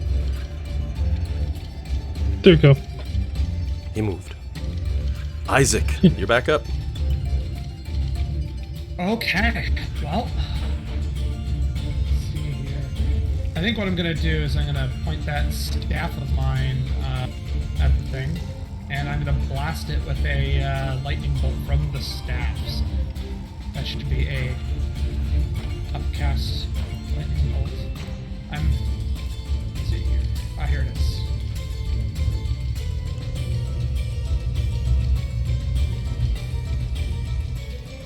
it's wanting me to place a template. I'll move first, by the way, because that's a... You make a good point with that whole drawing the line thing. And then I'll lightning bolt it. Alright, so you that's go a ahead. DC 24. That's a DC 24 save.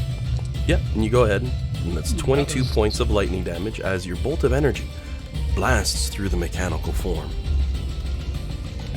That didn't... Wait, hold on. I think something went wrong here. It's Sorry, I need to correct 8d6 for the lightning damage? Yeah, but if I recall correctly, I'm pretty sure I know for Fireball it's upscale, it's upcast, and I think it is for, what's it called? Lightning as well, but maybe Lightning Bolt is not upcast. Okay, I was just misremembering. Sorry about that. No, we're good. Alrighty. So 22 points of damage as the mechanical form is looking a bit more wounded now. Anything else for Isaac's turn? Oh, sorry, no, I was right. It's the way it's programmed into, I think, D&D Beyond and then through Foundry makes it not... So it's supposed to be at 7th level, not at 3rd level. So it's supposed to have 4d6 more damage. Alright, did you want to roll another 4d6 for it? Yep, I'll do that next. Alright, 20 more points on top. The Juggernaut is still standing as it glares out at you all. Yeah, no, that will be my turn. Alrighty. Flux. Your turn, Jillian. Okay, so I can get my footing, right? So I can let go of the rope? Oh yeah. Okay. Then I will use my new sword for the first time and see how that lands. Do I get to pick the damage every time, or did I pick what kind of damage it dealt when he gave it to me? Because I think I picked the damage when he gave it to me, didn't I? Nope, it's when you use it. You pick from the damage I can subtypes pick listed. every time? Yep. Oh, cool. Okay, I think I will still stick with lightning damage, however. Actually, I'll do lightning. That's... makes sense for her. And you said I have advantage because... Oh, Alex right in front. Alex there? Yeah, okay. That roll? Sorry, I didn't... if I clicked it twice, I didn't need to. Oh, it pops up in the chat. You just hit the attack button after that. Right. Usually roll through D&D Beyond, so...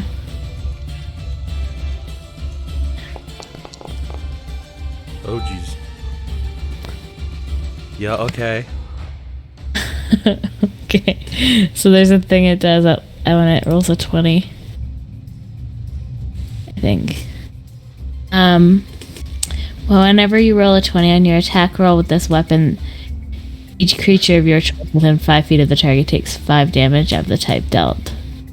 Okay, so I'm not gonna do that because there's only one enemy. So we'll just ignore that for now. So it should be... Let me figure out how many. Not gonna carve up Lulu? No. You're cruel. Could you imagine? It's like the last How thing dare I you think Jillian hurt- would ever do. How dare you hurt Lulu? That's my job. That'd be like kicking a puppy. That'd be like the Okay. worst. I'm not going to use a charge, so it's 6d6 plus 4d6. So, will it come up, if I click damage, will it automatically roll for the crit? You should have the option for your crit, and when it pops up, you just click on the critical damage, and it'll double the Right, rolls. I see. Right. Again, never use this. Oh, I forgot it was d8, not d6. 4d8s plus 4d6. Look at that. Plus 9, plus 3. All in. As Flux gives a mighty swing from behind, you hear pieces of metal shearing off. From the front, it looks somewhat alarmed as it tries to turn backwards, kicking its feet towards her. But, stuck as it is, it's unable to attack. I know you still have swings left, so you feel free to cleave. Okie dokie. The blackened edge of your blade twisting against the cold air as you roll Oh my another God. critical hit against the air, deciding that it does not get to live anymore today. I can Okay. just see it, Flux climbing up that hill using her other swords to drive into the snow to get up there. She gets to the front, gets the big one, and just yells, "You let Lulu go!" And this happens. 53 Alright, so- points of damage.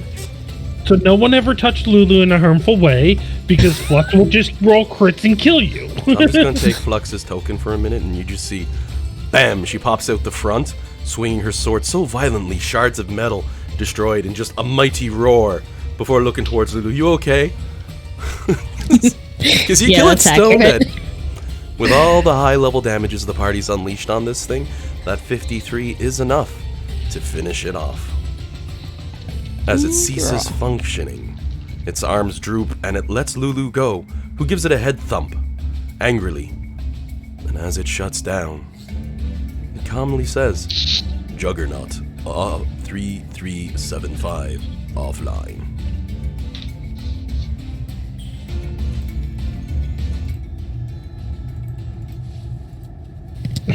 StarCraft reference? If I picked the Star Trek number by accident, that was a fluke. No. I'm asking, was that a StarCraft reference? Oh, no. But I get where you're coming from with that, actually. Yeah, the Juggernauts from StarCraft. I forgot all about those. But no.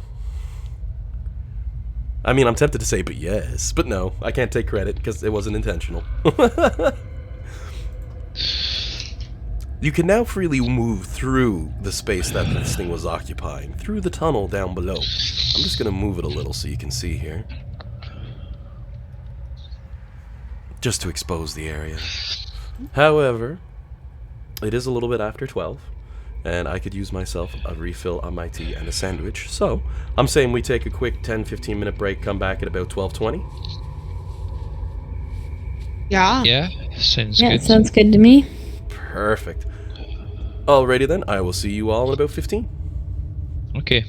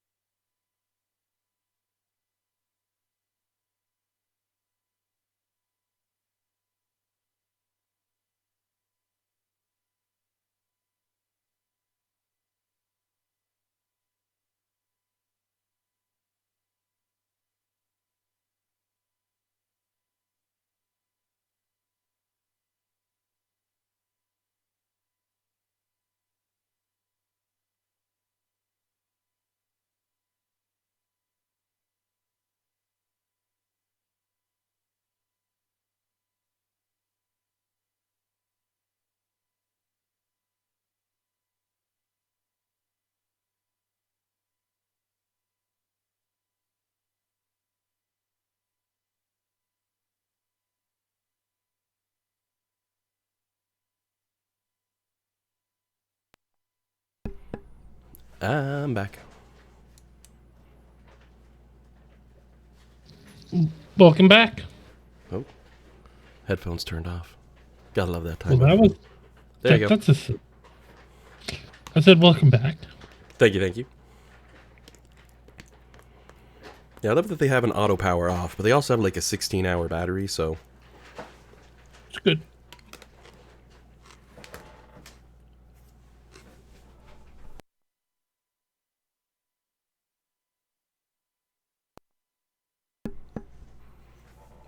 Oh, I see Dan's off mute. We'll give it a few for everybody to show back up, as always.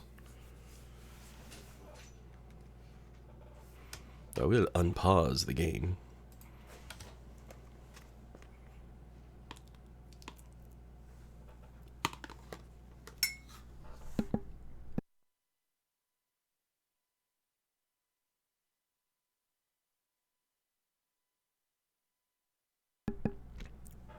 Oh, Dan.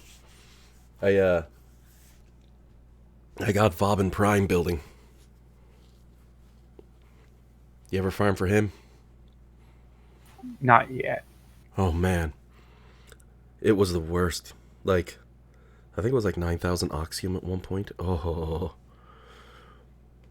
Have you made your spaceship yet? Oh, my Railjack? Yeah, I got a nice solo crew for that too. Good and ope. I can just do quests on my own now. Actually, the big thing I worked on all week was the Necromex. Well, when it releases the update, I have a well, what do they call it? Oh, a loot roast.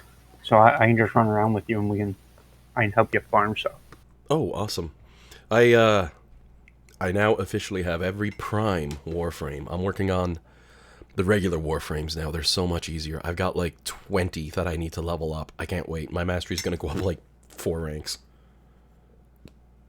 Next time there's a double affinity weekend.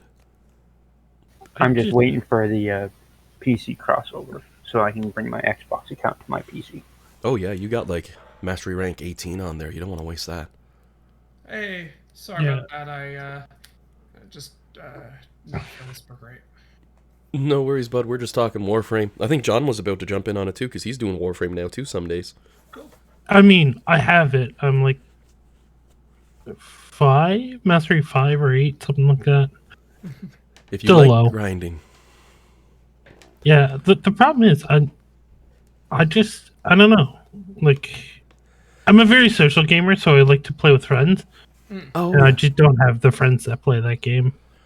The one thing I did on there, me and my buddy Jay play, and we have a clan, but it's just me and him in there. So I've been like farming like an MF to get everything done in the clan. And I am so proud. If you've ever farmed for these, Dan, you'll get what I'm about to say. We unlocked the color black for our clan. Oh, so proud of myself. That's a lot of farming, hey? Unlocking all the fucking colors, man. All of them. Black's especially a pain because you need 250 and they drop in stacks of like 5 from those Volm things on Eidolon hunts. However, I was off killing a Thumper and it dropped 100 or 200. I was like, time to go kill Thumpers. Thank you. Oh, yeah. Oh, right, the Eidolons. I bring my Trinity, and like everyone's like, yeah, bring your Trinity. Used to be meta. I think it's still very useful. What everyone's doing now is they'll drop Volt and put those shields up that boost your crit. And everyone just fires through those. Or anything that boosts DPS. I've actually got a really nice para build. Ironically, I mostly play Rhino right now. He's a beast. I got Rhino Prime and I got him fully tapped out and I've been putting the Umbras on him. But do you know the Kuva Zar, the cannon weapon? Yeah. I got one of those with a Toxic mod because I farmed it with Siren and I've been upping it like there's no tomorrow. I go with Rhino Prime with that because I won't get knockback, and I actually beat like the Sirens who were going in as nuke frames just because I lay down a cover fire that annihilates everything. It's so fun. Also, welcome back, Courtney. Yep, welcome back. Thank you. Just waiting on that. I'm still working on my tank build for Trinity. Oh, Trinity's a fun one. Pain to build, though. Oh, I got Prime. I managed to build Prime. It's just I'm missing 2 or 3 mods to make the tank build, so I can just run in and oh yeah, I'm taking all your damage. Oh, Hey, yeah. look, I'm healing myself as I do it. I am working on my operator under the Xenuric run, so I can get that magnet ability that pulls enemies in when I use my void. The reason I'm doing that is pretty easy. Rhino has a mod for his charge that you put it on, and when you charge and hit enemies, it gives you a boost to the next time you put on your ferrite armor. And it's about 190% increase for each enemy you hit with the charge. But it has to be in one charge. If you use the ability again, it resets the boost. So use your void operator, pull in like 20 enemies, charge through them, turn on your armor, and bam, you have 1,000,000 ferrite armor. Even on the worst Steel Path mission, you don't die.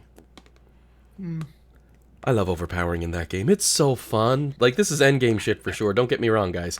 But it's so fun. I like Warframe. I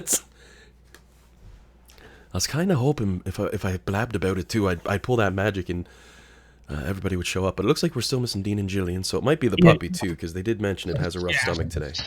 Yeah, your magic's just not in it today. Like, Normally I start the chat, people pop in and they're like, no Magic the Gathering, please. No offense, John. I know that's a fun one. It's just, it's a quick one I pull up as an example. I have no idea what you're talking about. I've never heard of this game. Yeah, what is this magic game you speak of? Oh, I did like when they did the D&D crossover. That was fun. Man, Warframe's been my game. I'm actually looking forward. At 2 o'clock, my Necromech, that's a 3-day build, is finished, and I get to go pick it up. You play a game too much when. I'm off this week, so. Oh, nice. If you're playing and you're looking for friends to play with, hit me up. If you ever see on Discord that it says I'm playing Warframe, by all means, feel free to message and be like, hey, man, can I jump in? If you ever need to run things, I can definitely help you run some stuff and get you where you need to be. Because if you're... My problem is I never got used to the game enough to understand what to really do. There is so much to do, though. Exactly. There really is. I still have to finish farming parts for my Skyjack. All the primes. The thing about... Go ahead. Oh, I was going to say, the thing about... Actually, right now is an amazing time to play because they're doing Prime Resurgence. That's actually really, really, really important thing to point out. Every Prime Warframe, they're putting 2 of them out a week. And for 1 week, you can farm for them again. What Warframe does, they take their regular characters, and you can get primed, stronger versions of them for in-game, for real money, when they're out of the vault. They're only out of the vault for short periods. You can still farm for their parts even when they're in the vault, if you have the things that let you farm. And if you have their parts, you can still build them. So there's a big market for selling and buying these parts. I did a lot of trading on that market. I get parts, farm them, didn't need them, put them up, get platinum, use the platinum to buy the other parts when they went down low. That's the only way I have all the primes, is basically playing in-game eBay. Yeah. But I've done a little bit of that. I have a decent collection of Warframes, I think. I'm updating it right now just because the real we're talking about it. Most Warframes, if we're talking a 1 to 10 for how many materials you need to farm in-game and how many bloody hours you're going to drop, most Warframes are about a 2. Most Prime Warframes are about a 5. A couple of them, Trinity Prime actually being one of them, Vauban Prime being the biggest offender, they're like a 15 for how much farming you have to do. I could have built 10 frames with the amount of shit that it took me to build Vauban, but I want to build them all, and I want to max mastery, and so, I got to farm, and I can keep going on. Jeez, there's... Dean, Jillian, you're still gone, right? Damn it. Oh, wait. No, I'm back. Perfect. Oh, welcome back. I was blabbing about Warframe, so... Jillian's just on her way down. Okay, perfect. We'll give it a minute. Fergus did something quite rare. I called it. Presented his belly for rubs. Aww. And because he's an asshole, he never does that. That's adorable. And that's good. It's a good sign with the dog when they show you their stomach. Plus, I mean, belly rubs. Yeah, he used to do it all the time when he was a lot younger, but since he got older and has this attitude now,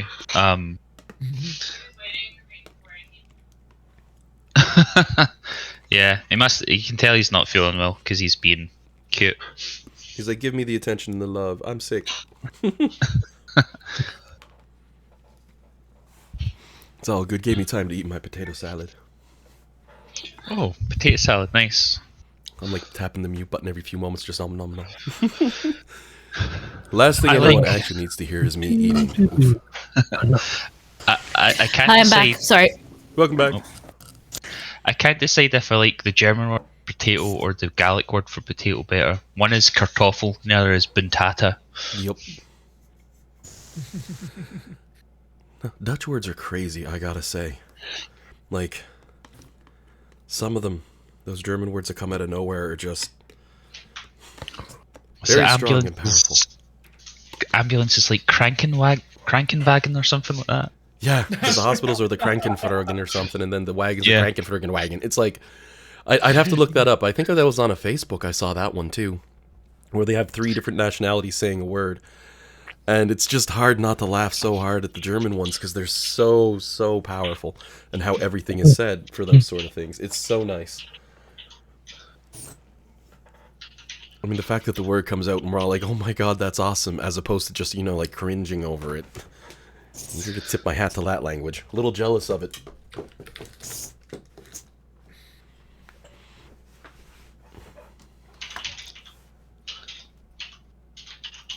Alrighty, so let me get some background noise going back on, so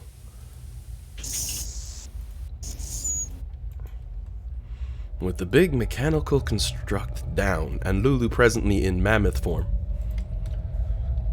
what's the plan? Oh, I guess, Can I look through that construct to see if I can find a power source? I was gonna say, is there any parts for the ship? That too. salvage. You would need to deconstruct it, which would take some time. I'm gonna look around down here. Alrighty. So I'll get to Bellamy in a half a second then. For Jade, I will say, as you look at this construct, and as the wizards would confirm, because, well, I mean, scholarly types with magic, the technology that goes into constructing this thing, you can roll insight or perception checks as you check it out to try to figure out how long it's going to take to deassemble it, mind you. Bellamy, what do you see? But a field of death. That's the nicest way to put it. You see Love that bodies and forms long since frozen, sealed away in the cold, mummified ice.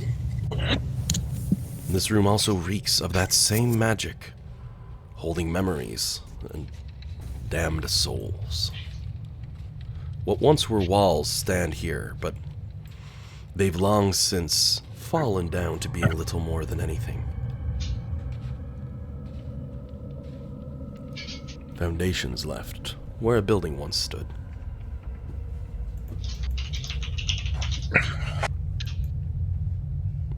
And what are these? Are these just piles of rocks? Yep.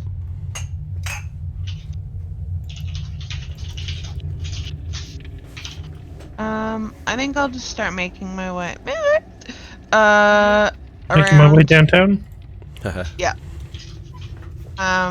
To each of the bodies, probably.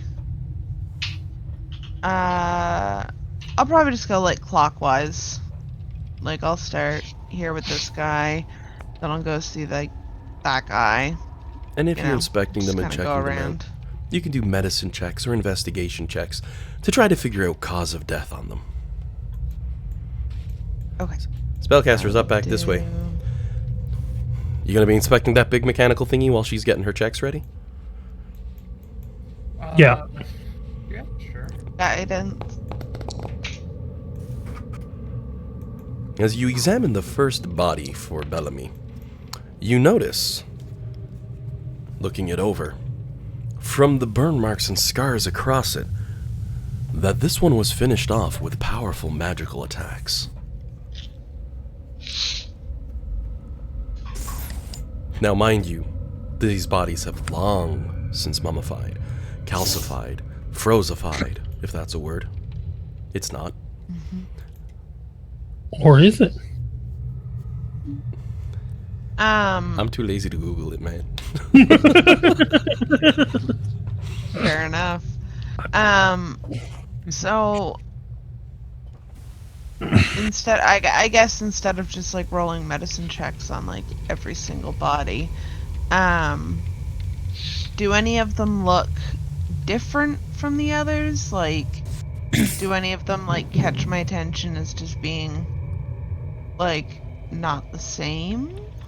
You roll me a perception check, and I'll let you know the outcome after we play around with the mages.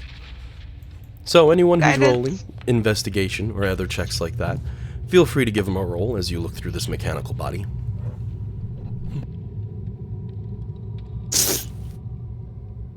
Alright, let's give this a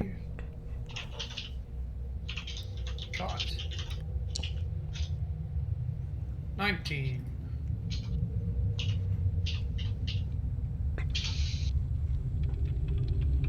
I'll do a perception on it.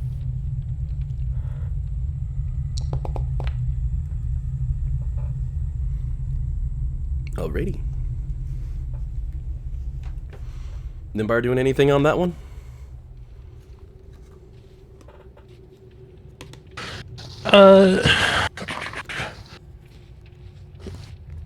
Yeah, he would. Would he? Yeah, I have a +6 to investigation. Apparently not. Alright. As you inspect the machine, Nimbar is able to discover that he sees runes on there of elven make, providing some of the longevity that has kept it looking in such great shape, even though it was somewhat damaged upon first inspection. For Isaac, as he scans that one over, he's able to denote dwarvish artifice within the construct itself, the way that the arms are crafted and built together in the joint work. Jade, however, is able to discover as well the forging of orcs into the raw strength of the blades, and in many of the weaponry-based components, their exceptional handiwork. At least 3 races came together to build this thing. What Bellamy notices is this body right here. You recognize it just a little bit.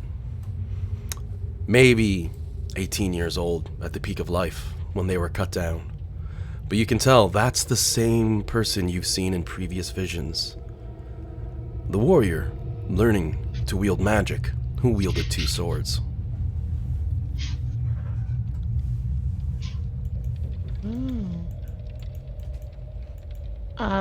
I'll point out the body to Flux and Alec, who are down here with me.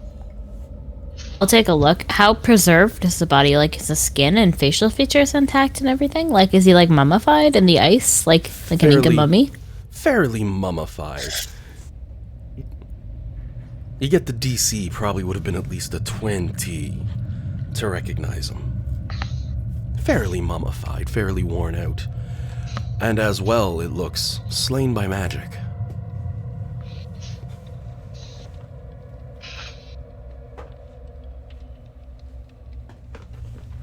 And the DM casually reminds the players that this area, as well, reeks of that same arcane magic. Does he have his weapons on him? Like his swords and stuff? He does not. Interesting.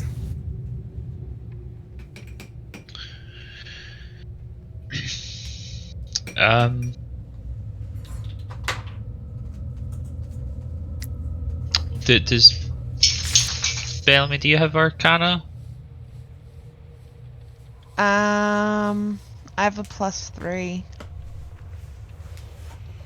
It's better than my +1. I can give you guidance if you want to check what level. It's better than I'll say better for than my -1. while you're deciding on that, I'll say for our spellcasters back this way, plus Jade, even though he is a spellcaster, he's mostly a stabby, so our spellcasters plus Jade. It would take you 45 minutes to tear this thing apart enough to get to its power source, which is usually a gem, based off the dwarven design that's used for that core unit.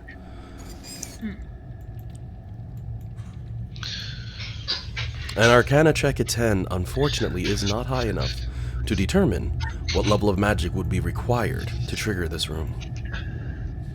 Ugh. Yeah, I'm not too sure on that one, man. Okay. Can I try? I don't think I'm going to do any better. We're not nerds, Bellamy. That's the problem. It is. Freaking nerds. Okay, Alec will just tap his staff and cast Fast Foot and Trace, see if a second level does it. It does not. Right, well, see, now we know more information than they do right now, Bellamy and Flux. See? Learn by doing. I like it's just like a bunch of meatheads downstairs trying to figure out what's going on. This is typically magic of some kind. And it's around that time that you'd hear a very large popping sound from directly behind Alec as Lulu drops down. Oh, I barely fit through that tunnel. Ho ho ho, but I'm not turning small. I learned my lesson the hard way. Impressive, Lulu. I give her a trunk a high five. Genuinely thought I was going to get scooped there. Lulu couldn't even slide. She had to squeeze to get down. Brings down the tunnel with it. And unfortunately for the group up here investigating the golem, I don't have any more for you at that point for the information you were going for. It is definitely dead, though.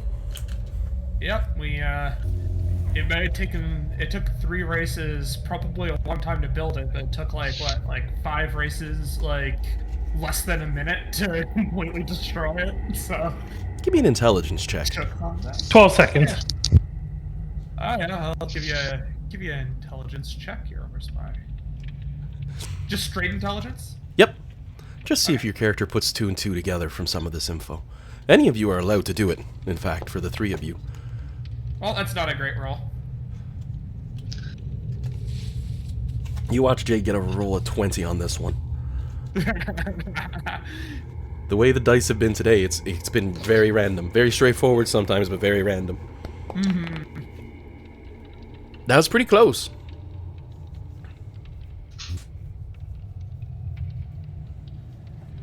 And yeah, here comes the 1.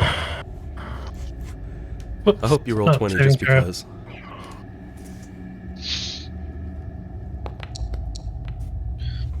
You make a good point. The wizards are rubbing their chins as they're looking like, yeah, no, definitely made by races coming together for this incredible construct and etc. Except it's Jade who's able to point out something fascinating. This is mass-produced. Ooh.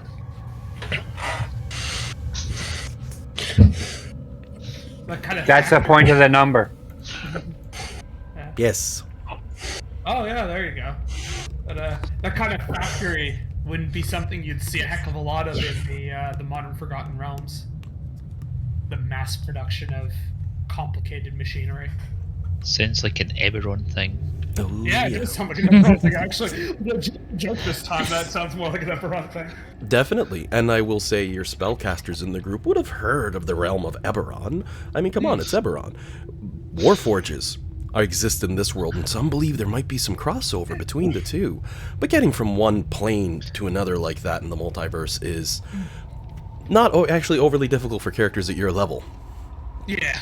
Maybe in your position, very difficult, but overall, usually not a big problem anymore. I'm a plane walk over to there, and I am there. But yeah, what is it? Get me out of this place and onto the material plane, and give me an item from that place and the right spell, and boom, I can fly over there. That they require you have an item from it, so that way the DM can say no. Some people are saying no, though. him just says, "You don't have first-hand knowledge of that place. You've just heard of it."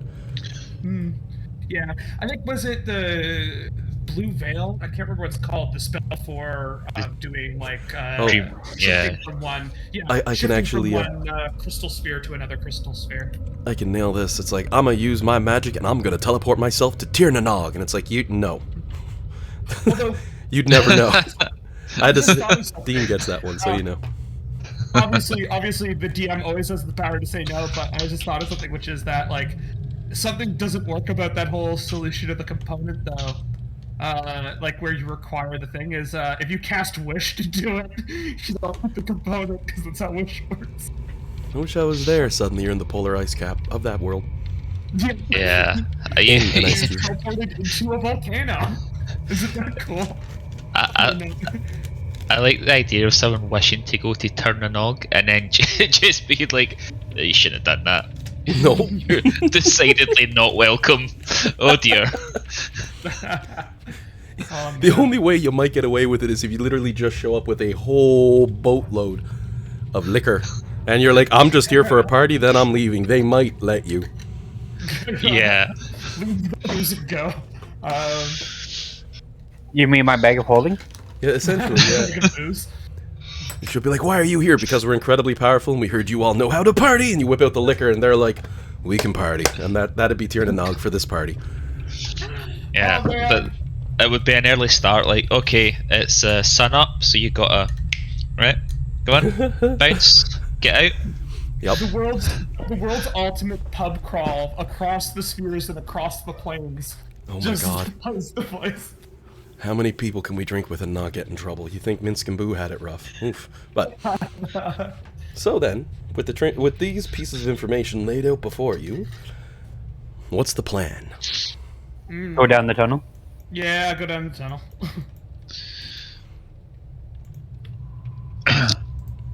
And just because I can, and I don't want to interfere with other people having fun, I'm going to walk down the top of the tunnel because I can. That way, if people want to slide down, they can. Lulu looking at Jade walking. Down carefully. Just tilts her head a bit. She goes, "No, I know I got grabbed, but I didn't think I got knocked on. No, oh, right, he can walk on ceilings. I forgot."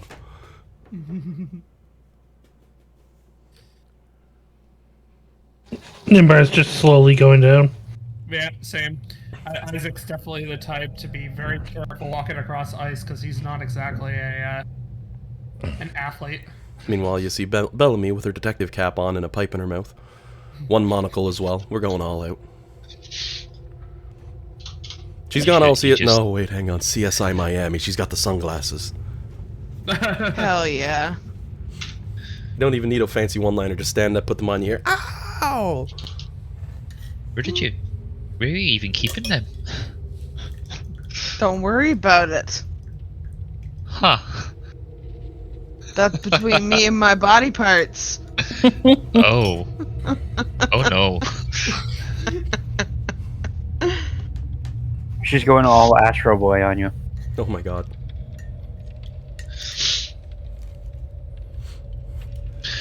Lulu speaks up. I did not know Bellamy was a master of ammo space.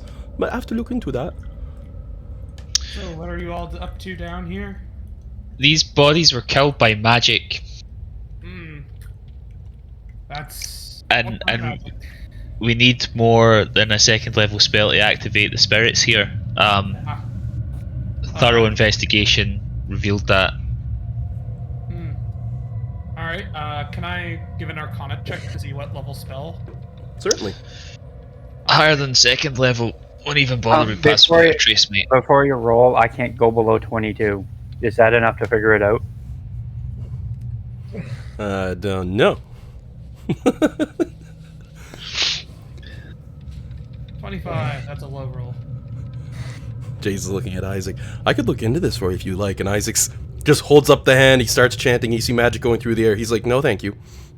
I still know my magic. Thank you very much. With a 25 on the roll, you can tell for this room it would take a spell of 5th level to unlock. Alright. That's a spicy meatball. Ritzy room here with this 5th level spell slot. Does this look like a garden, or I'm just trying to figure out Let's get trees and walls, and then rock piles. Are they? We got rocks. Let's pick up some rocks so we can throw them. Well, they're not covering bodies, are they? This doesn't look like they buried something in them. That idea rocks. But why does no one groan when other people do it?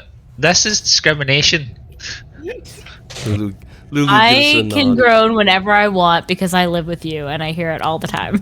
Oh. Lulu gives a hello. nod of her head, and she goes, "Well, you gotta be good with these jokes and make sure you don't take them for granted." I love you, Lulu.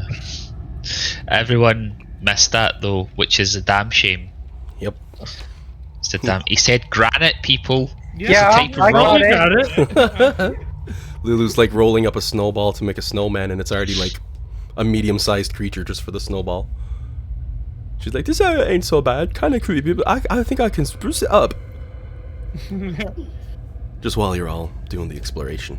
Turn it into a nice little winter wonderland. Well, so in terms of 5th level spells, how do we want to handle this? I can do it from the staff. It's a little pricier, but do we want to do that, or do we want to pop an actual spell, or does anybody have a free way of getting a 5th slot? Sorry, I missed that. What level do we need? 5. 5th. But I've fifth. only got. I could do it once with my staff. I can do it from my staff as well. I can cast. Oh boy, no, I don't want to do that. Well, I can cast from my staff. I don't have a 5th, but I have 7th and 8th. We should probably hang on to those in case we need a better one later, right? Like if we're able to use a 5th. Because the 7th and 8th potentially are, I would say, like, if you can cast those, hang on to those, because those are the spell slots we're really gonna not want to give up, right? So. Yeah, yeah. So. I guess. Said Do you guys want to save your spells? ideally, it'd be nice to have those resources on hand. Yeah. Well, how are we all doing? I've got. Lulu looks Because over. I could do she's a like, mass healing word or I'm- mass cure wound. "I'm doing pretty good. Thanks for asking. A little stressful down here in hell, but I mean that's what we get." Lulu nods. Oh, it is stressful, Lulu.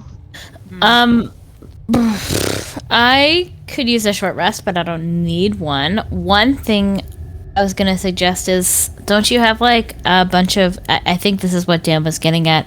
Don't you have a bunch of scrolls made up? Oh yeah, Nimbar does have. armor. I'm not sure. I was I looking meant it up. Nimbar. Yeah. I just I think was of- looking that up, but I'm pretty sure casting from a scroll doesn't count as casting a spell. It counts as using a magical device. Oh, okay. I was looking for that very purpose Ah, because Jade. I figured that's what you were getting at when you asked about what level we Oh. needed. I also have a few other items that can cast spells. Okay. Yeah, saving slots would be preferable, and while I don't mind casting it from the staff, I do want to keep some level of charge in there because it has a lot of very good, like, both offensive and also utility options, right? So. Well, here's what I will say, and I can't really contribute too much, and I apologize, but what I will say is this might be the most important memory, because if this is where our protagonist, and she'll indicate the guy who's laying in front of her dead, died, then it could answer a lot of questions as to what happened here. Oh, yeah. So as pricey as it is, it will probably be worth it to try to find some answers, is all I will say. Alright, well then why don't I just cast a 5th level from my staff? Yeah. I'm going to point it out. I have a cubic gate. I can cast a 9th level spell and sacrifice it if you want. I mean, I would use it 5th level. If you want to up it so we get as much information as possible, because we know that casting higher levels will give us more information. And I'm just throwing it out there because I read the item's description and it says you cast the spell. Ooh, yeah. and So what I spell does it cast? Gate, which I would sacrifice, so it would take all the magic from it, which would count as a 9th level spell being cast. Does that come back? I don't know what a cubic gate. The cube regains 1d3 expended charges daily at dawn. It has 3 charges. I can cast this 3 times a day. Wow. Oh, well, yeah, that would be good. And Because we can't gate or plane shift anywhere, so that I just figured that would be a better use of the box. oh yeah, Yeah, no, you're right. Yeah. An item that lets you cast gate 3 times a day. Yep. Holy heck, that's insane. It was on my list of things that I got at the shop that cost millions. That's fair, yeah. Well, Fiona alright sort of then, shrugs. I mean, Can't really travel between the planes right now anyway, so I mean, how much damage could Jade possibly do with it? yeah, I mean, He found a way. No other use for those charges, so. I think Jade's planning for after the campaign is done. His character's like, I'm going on that pub crawl. Yeah, like that. Well, I can plane shift, or actually, no. The true point is, because I still don't know what planes it's connected to, because that has not been told to me, other than the material plane. But there are things like grab someone in plane shift. I force them to take damage from being plane shift. Kaboom. I have the damage myself. Some fancy builds there. Jade opens his eyes and he sees Death standing in front of him, just shaking his head. Hi, He looks how's at it a going? watch. Just holds up a finger like 3, 2, 1. Nods as Jade comes back to life. Death just waves. Doesn't even say anything that time. Didn't even have the time. Maybe next time play Parcheesies, you know? I figure if Jade dies enough, like, it's like, slowly build up a tolerance to it, right? Like... The first time Death was like, haha, I got you. Second time he's like, oh. That's the secret of immortality. You just need to die so many times that, like, you just build up an immunity to being dead. Nah, next time I meet him, I'll just be like, can I just be your apprentice? We'll make this easier. He would laugh. Pat you on the head. Be like, silly little mortal. No.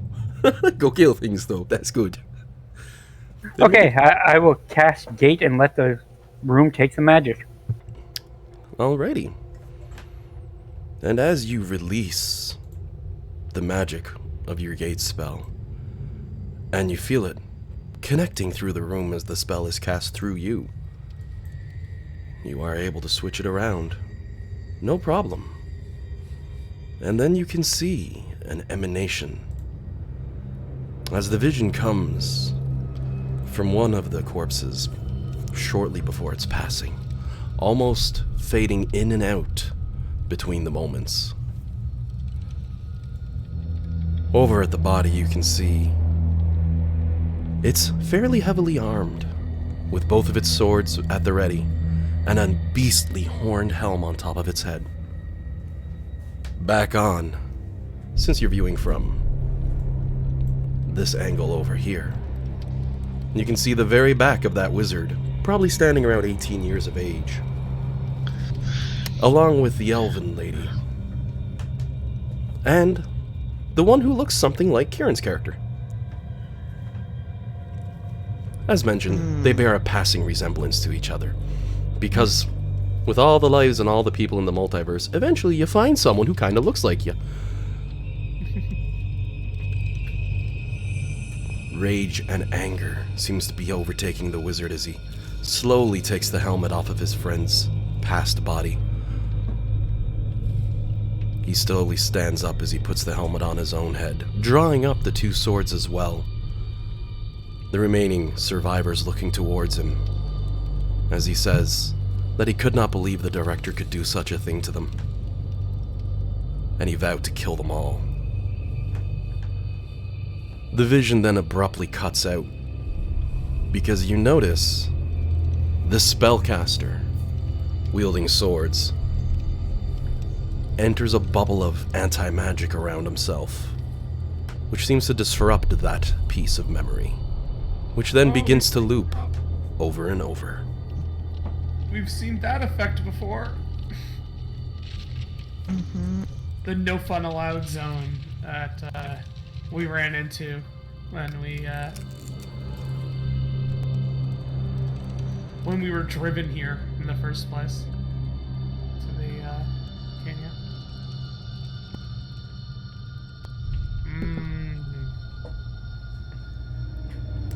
The director did this to them.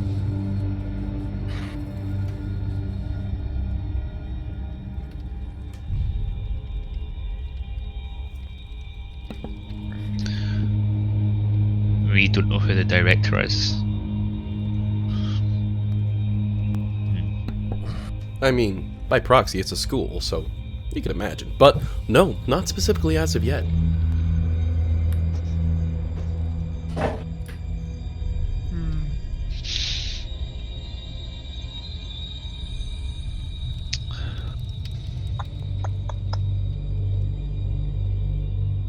And that was the maximum amount of information that we could get.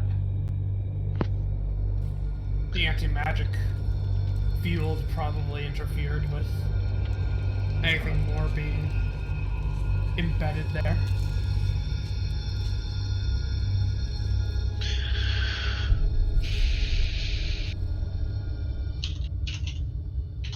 Well, what do we do? Do we want to dispel this one, or do we want to study it more? Whose point of view was it? Was it the wizard who put on the helmet? Nope, you could see him back on. All right. Same with the other ones who were there. Because Right, so... Okay. that body.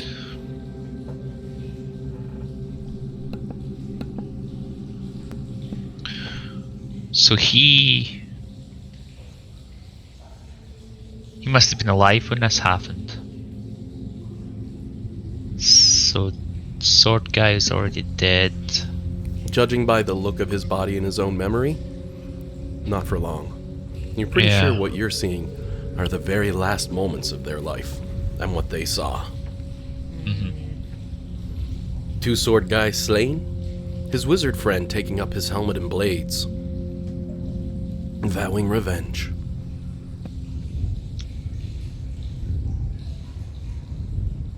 No, the helmet that they put on it's similar in design construction to the suit of armor we almost released. No, it wouldn't be a match for the design of the suit of armor. It is in itself somewhat fearsome in design, with a pair of brutal metal horns and a rather sloped view, but not quite. Have we seen that helmet previously? Never. Okay.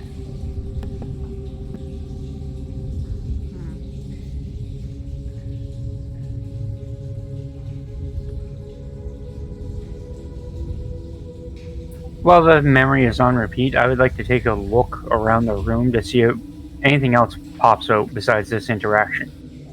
That's a good idea. Unfortunately, nothing else seems to stand. You do see the others in here. Their body's a little more fresh, but nonetheless slain. All by magic. The effects still lingering in the room. Damage to some of the floors and walls.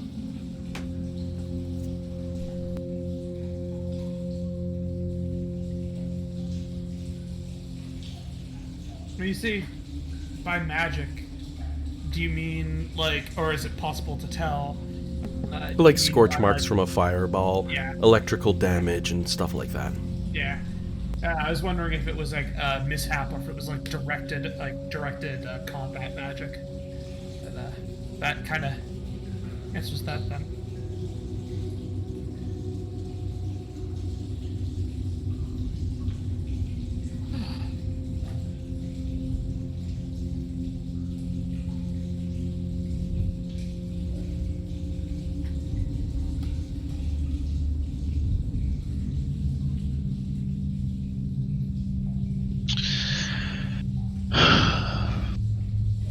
Well,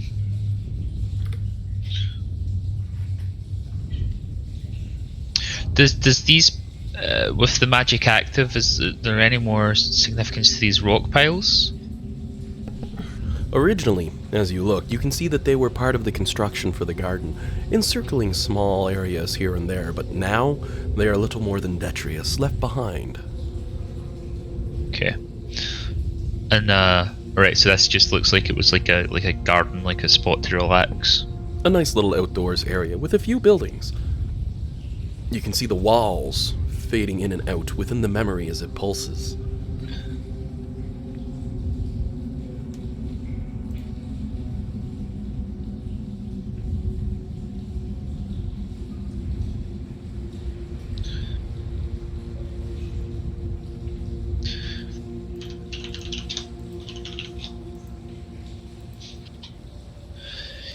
Don't think Morden Kanan was a director. Did he strike you as He's certainly the type of person to have that level of authority, given his knowledge and his knowledge and power. But didn't Does anyone remember what they said when they introduced him? Lulu speaks up. Wasn't he like a guest speaker? Yeah. Yeah. Yeah. Yeah, he didn't strike me as the sort who would kill kids. No. But I mean, But you don't know it till you see it. Yeah, he kind of stands out as more of a neutral entity most of the time, doesn't he? He, as opposed to the let's burn them all type. Lulu looks around the room a little bit and seems to furrow her very large brow and tilts her head. Well, I don't know if you can call them kids anymore. These are all people who are 18. I've had soldiers under me. Barely seen 16 summers. Yeah, I know, but I mean, look at Jade. He's pretty young himself, though, hey? Look at you, buddy. You're gonna be something rich by the time you go back.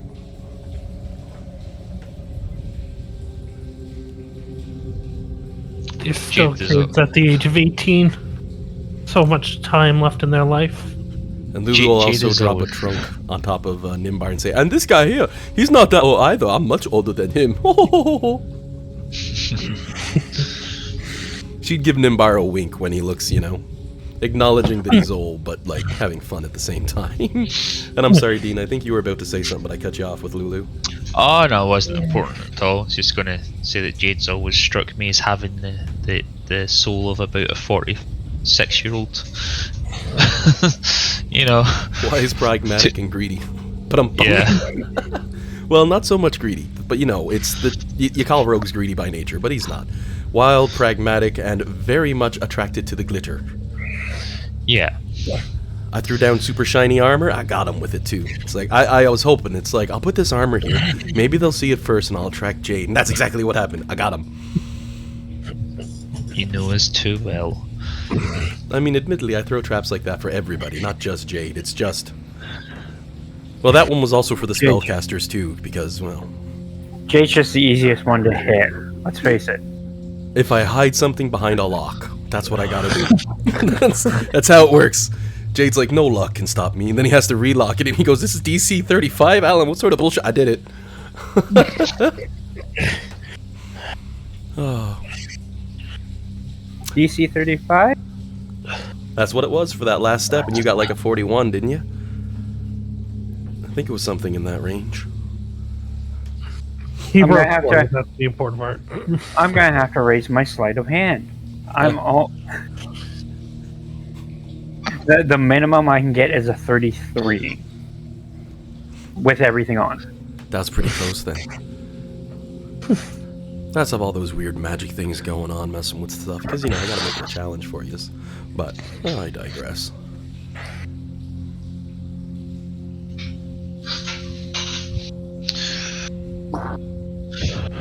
Yeah, well, I can't think of anything else to look at where this projection's up. Seemed pretty short and sweet. I will also say, as noticeable, as you move down to this area, you find yourselves moving lower in the mountain, thus the sliding down. This area is definitely at a lower elevation than other areas. You had been climbing up somewhat, and now you've come back down.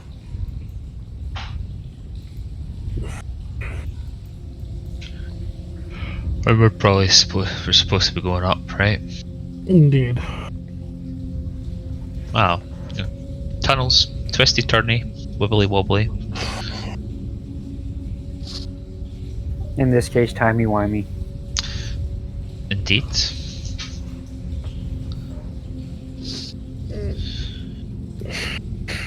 Lulu blinks a few times. Mixy Wixy?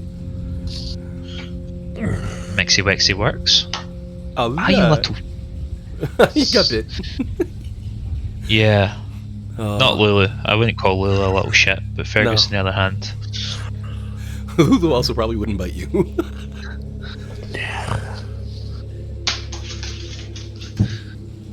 He thinks everything's a pool toy, so when he brought me his ball, didn't give me it. He's like, I'm going to get a better grip on it.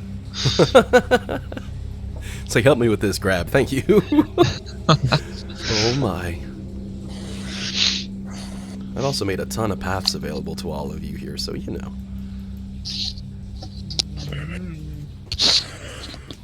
Do we want to do some path scouting again?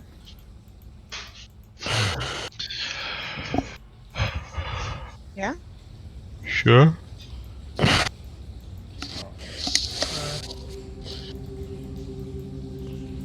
Is Can there I start one? taking?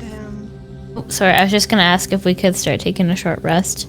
I don't need it, but I only really need one hit die, and I'm back to full. And I'll get an action surge back that I used.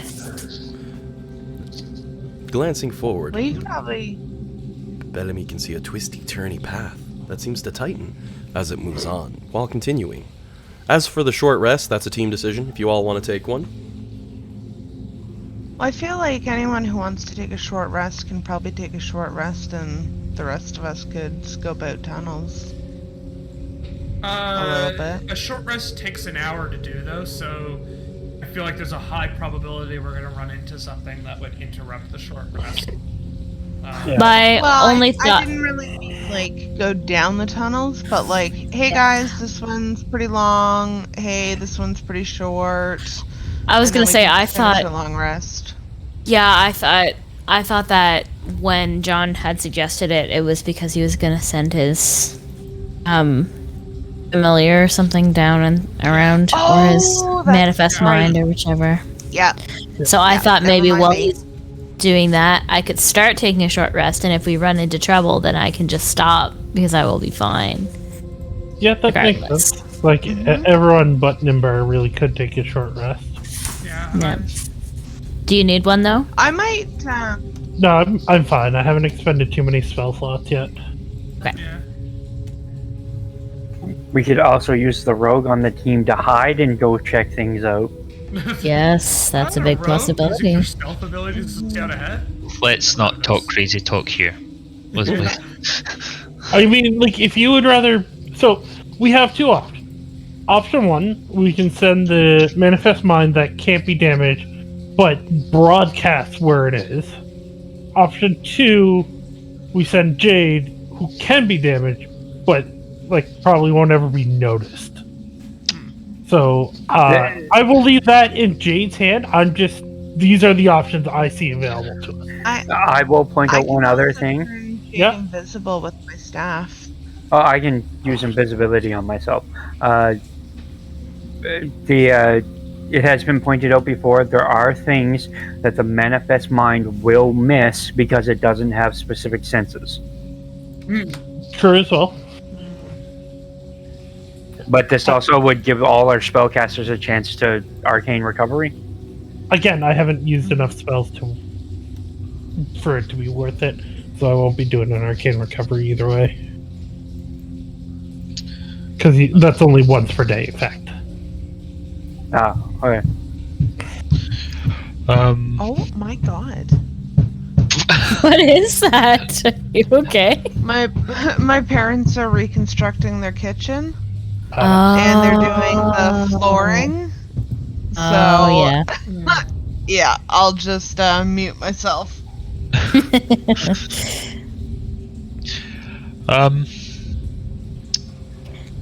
Yeah, I'll take a short rest if we're having it.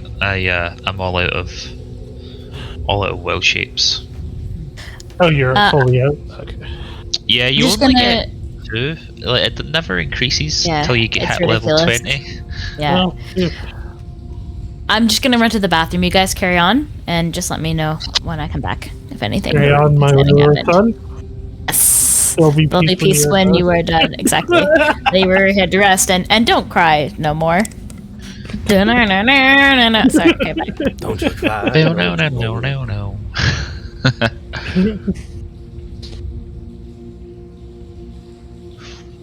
Okay.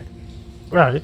Yeah, so Jade, if you want, like, you are right. There are definitely benefits for you to go down, but there are also more risks, so it's your call.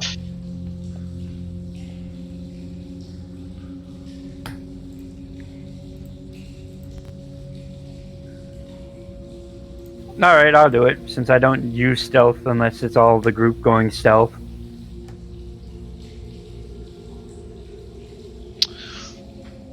Before he takes off, I'll give him a quick bump for guidance. Pet the kitty? I mean, if Jade wants a pet, but I saw it more as a fist bump. Whichever. Just as you said that, my dryer buzzed that it was finished. Fucking shat myself. That was actually Jade with one of those buzzer toys behind you.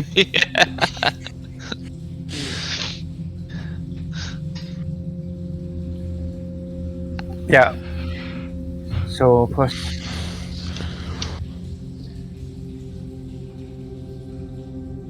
And because I have Infiltrator's Key, it's at advantage for stealth.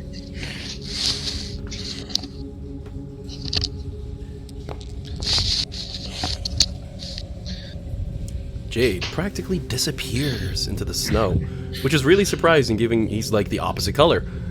But he manages to do it. He's gone, as he stealths around, carefully peering. As you look towards the north, you do see the cavern continuing onward and opening up into a small roomed area with some tables, chairs, and a little fire pit set up, but that's one of the rooms a little further forward, itself seeming to have a few offshoots. Mind you, you'd see that once you hit the corner. I am moving slowly so that I can pick things up with blind sense. Oh yeah, and that's what, 10 foot? Yeah. Perfect.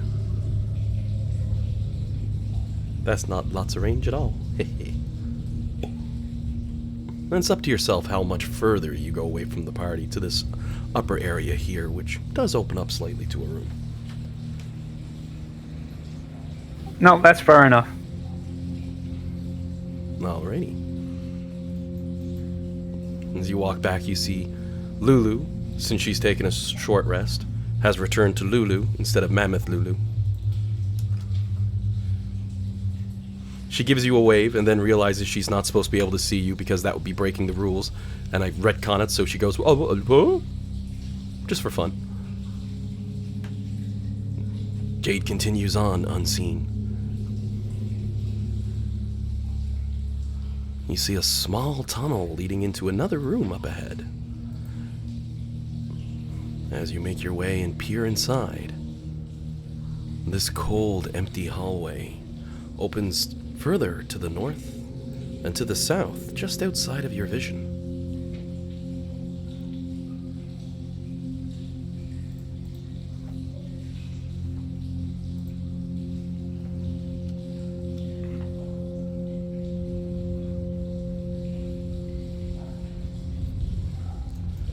Continuing southward, a twisty, turny twisty-turny trail in this direction.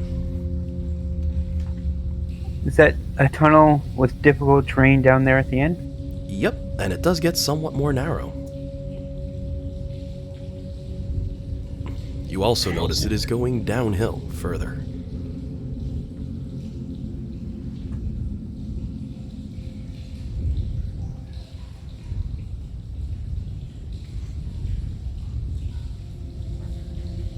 As you creep forward into the next room, which seems to open up into a larger room,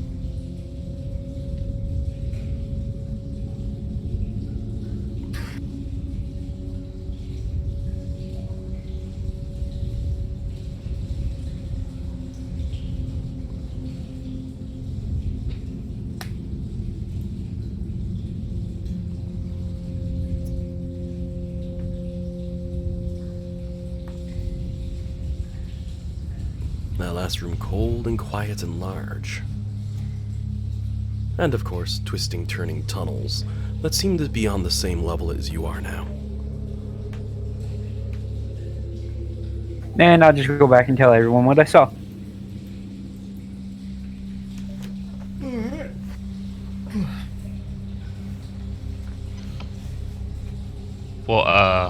What direction gave you the best vibes?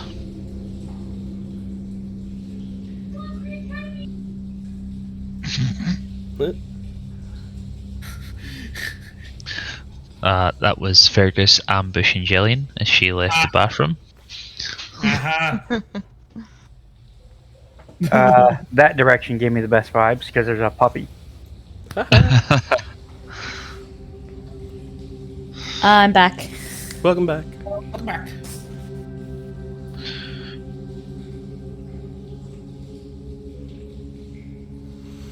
Well, if the team wants them, I can skip forward another 45 minutes for a short break. Yeah. Yeah. Alrighty, so feel free to apply one. I've moved the clock forward. Okay.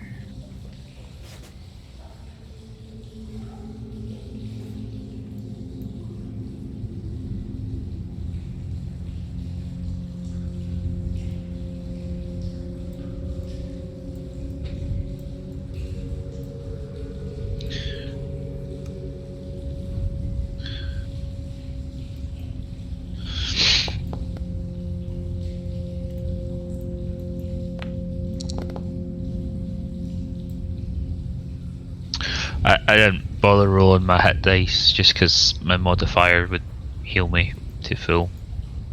Oh, that's fair.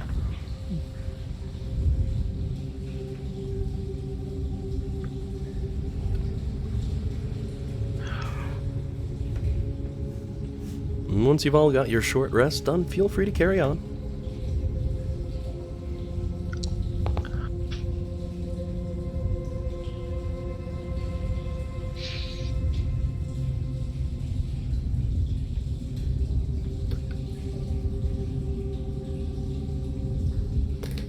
Well, north seems like a resting area, gathering for social interaction, and south looks like it's some sort of storage room that has been emptied out.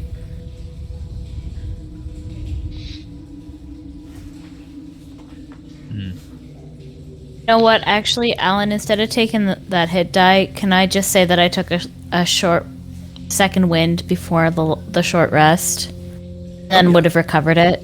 Okay, Well, because yeah, my that's- short wind will bring me back to full because it's plus 18, unless I roll a 1. And But that's I the can whole use point that of your die short roll, which wind, was a 3. Yeah. So I have a plus. I rolled a 3 on the d10, so we can just say that I rolled a 3 plus 18. That's 21. My health was at 20 or 200, so it's back to full at 220. Oh, awesome. And Lulu is once again comfortably 220. resting. Yeah. Yeah. That's I after. love that for you. It's actually after I it was at like 247 or something like that, but I had to give up one of my ASIs. So my con's at a 19 instead of a 20 right now, but it will go back up again at level 9.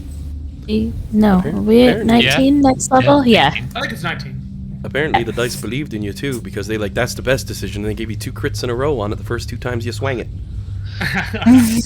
Yeah. You have chosen It's like a wisely. reward. Oh, love it.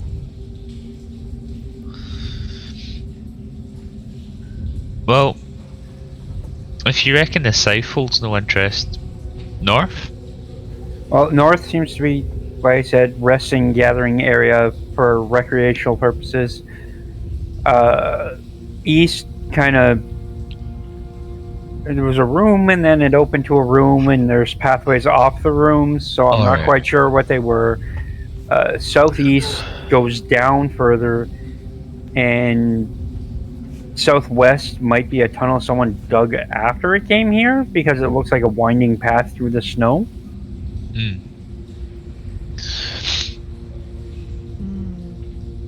Can you repeat what's up north again? A rest area. Like a rest area.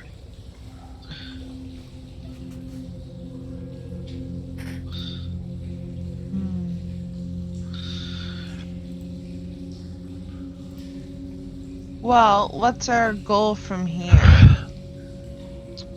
Get to the top, find the bones, I think. Yeah. I was And muted, but I possibly think the that's helmet. wrong.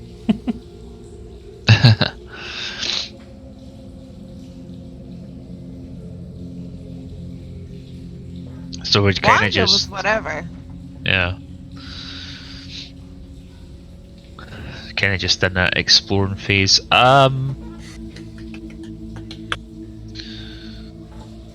Well, Did we just want to go like if there's just like a rest area up here, did we just want to go and check it out and then kind of cross it off the list? And well, I was going to say that because my character's from the north, he'll instinctually go, I want to go north. Well, that would be my 2 cents.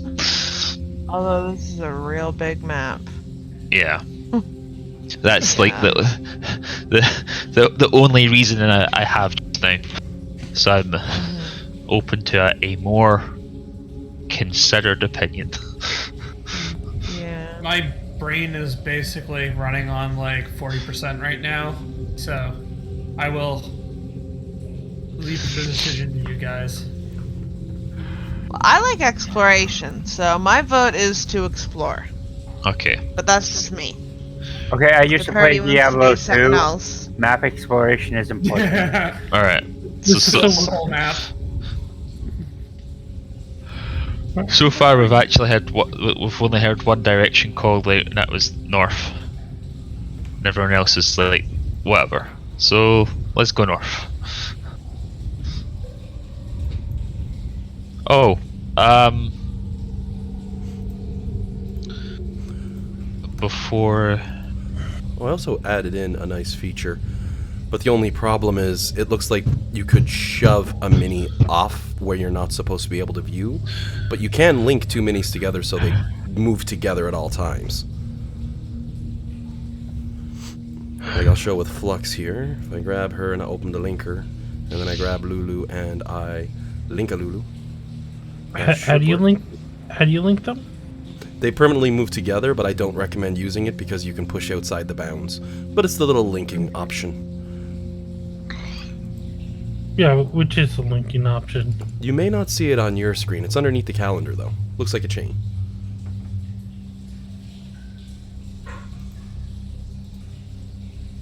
I don't see it. That's probably Jillian for the best. He's fine. Asparagus He's fine. He's with me. I just have the door closed, so he's angry at me. Ah, But he hasn't right. slept all afternoon, so I'm leaving it closed, and he can have his little tantrum about it. Okay, I thought maybe someone was at the door. No, he's totally fine. Okay. Well, before we take off, I'll dispel the thing, release the spirit. Alrighty, casting it at 3rd level. Yeah. Alrighty, you go ahead and give me ability check using your spellcasting ability. You need a Thanks. 15. Plus. Yeah, I remember what that number is. To take my magic items away.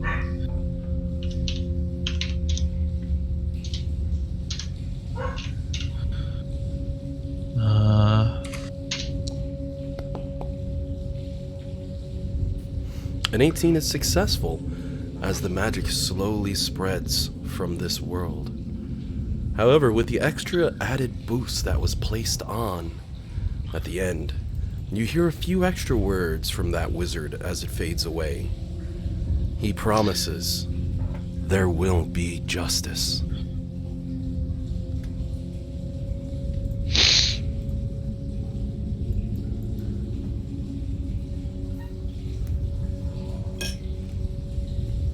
Well, that's not ominous. And Anakin is born.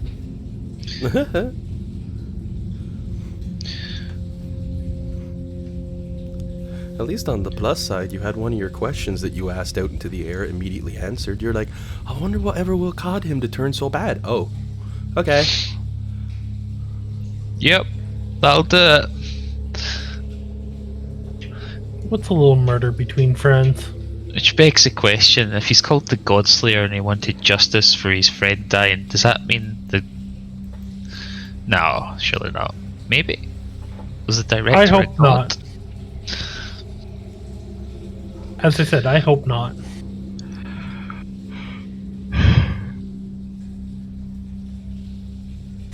What's the thing you're hoping not? I missed that a little. Oh, he's wondering if the director was a god. Oh. The first Mistra, maybe. So I don't think she would... Well, I guess they're 18, they're not kids. Basically kids, but technically not. Lulu trotting along beside you looks up, says, well, I don't know Mistra personally, but I heard she's quite unpredictable. She used to be like, oh, magic is okay. Then she's like, this magic is no good. But then she's like, oh, okay, magic is okay again. She flip-floppy like a fish out of water, I swear it. Lulu pauses though, she looks around a bit. Just don't tell her I said that, okay? She's very strong. I won't say anything, if my dad loves her.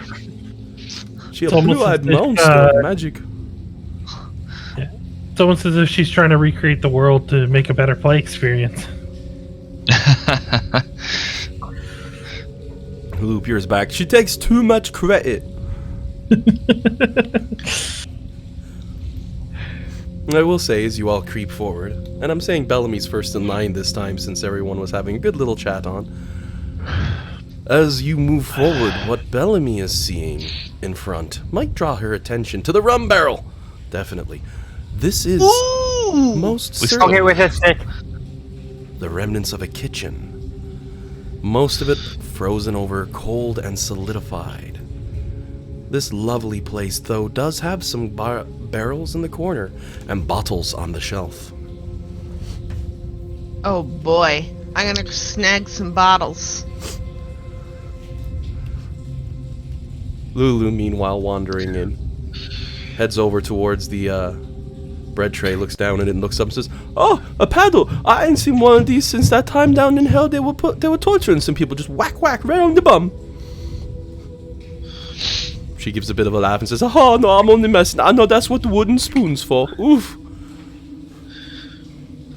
I mean, I'm going to rely on experience. I'm going to poke each keg with a quarter staff. I mean, in hell, you would want for the wooden paddle, you know? That's probably like the best thing you can get.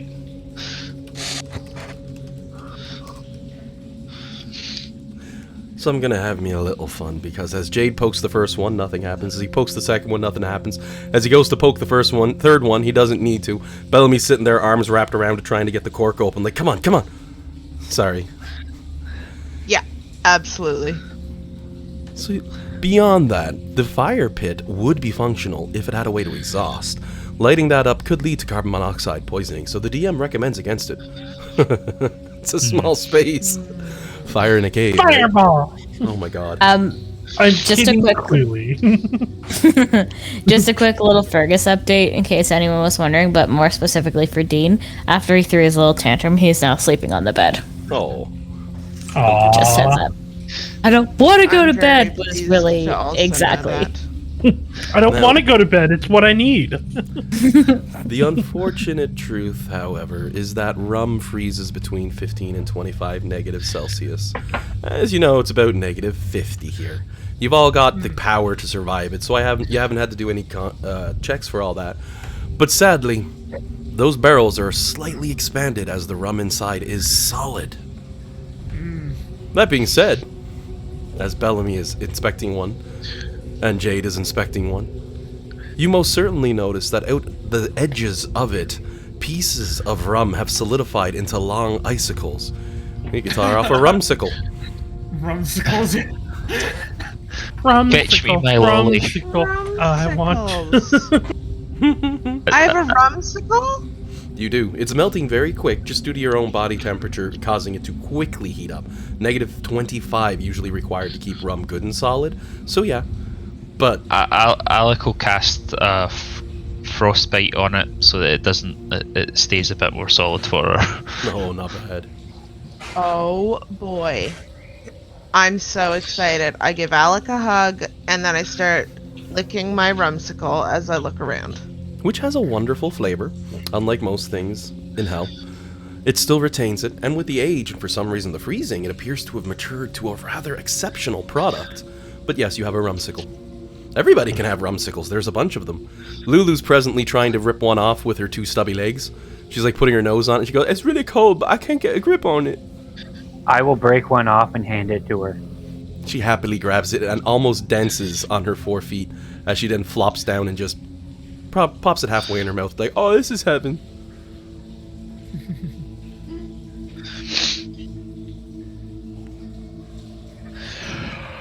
And, for some strange reason, it doesn't seem to trigger the lustful, degenerate nature of Kanya.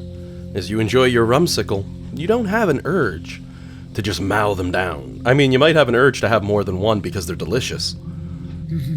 But This is rumtastic.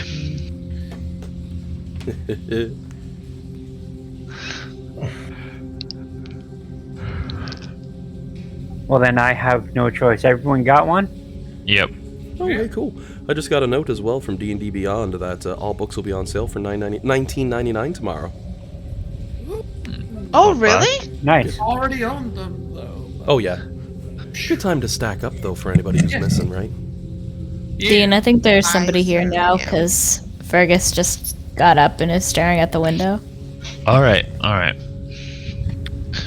Were you expecting someone? No, Maybe a there's an package. interloper. I wonder if it's a package, honestly. Or it could just be somebody walking by, but Fergus popped up pretty quick, so.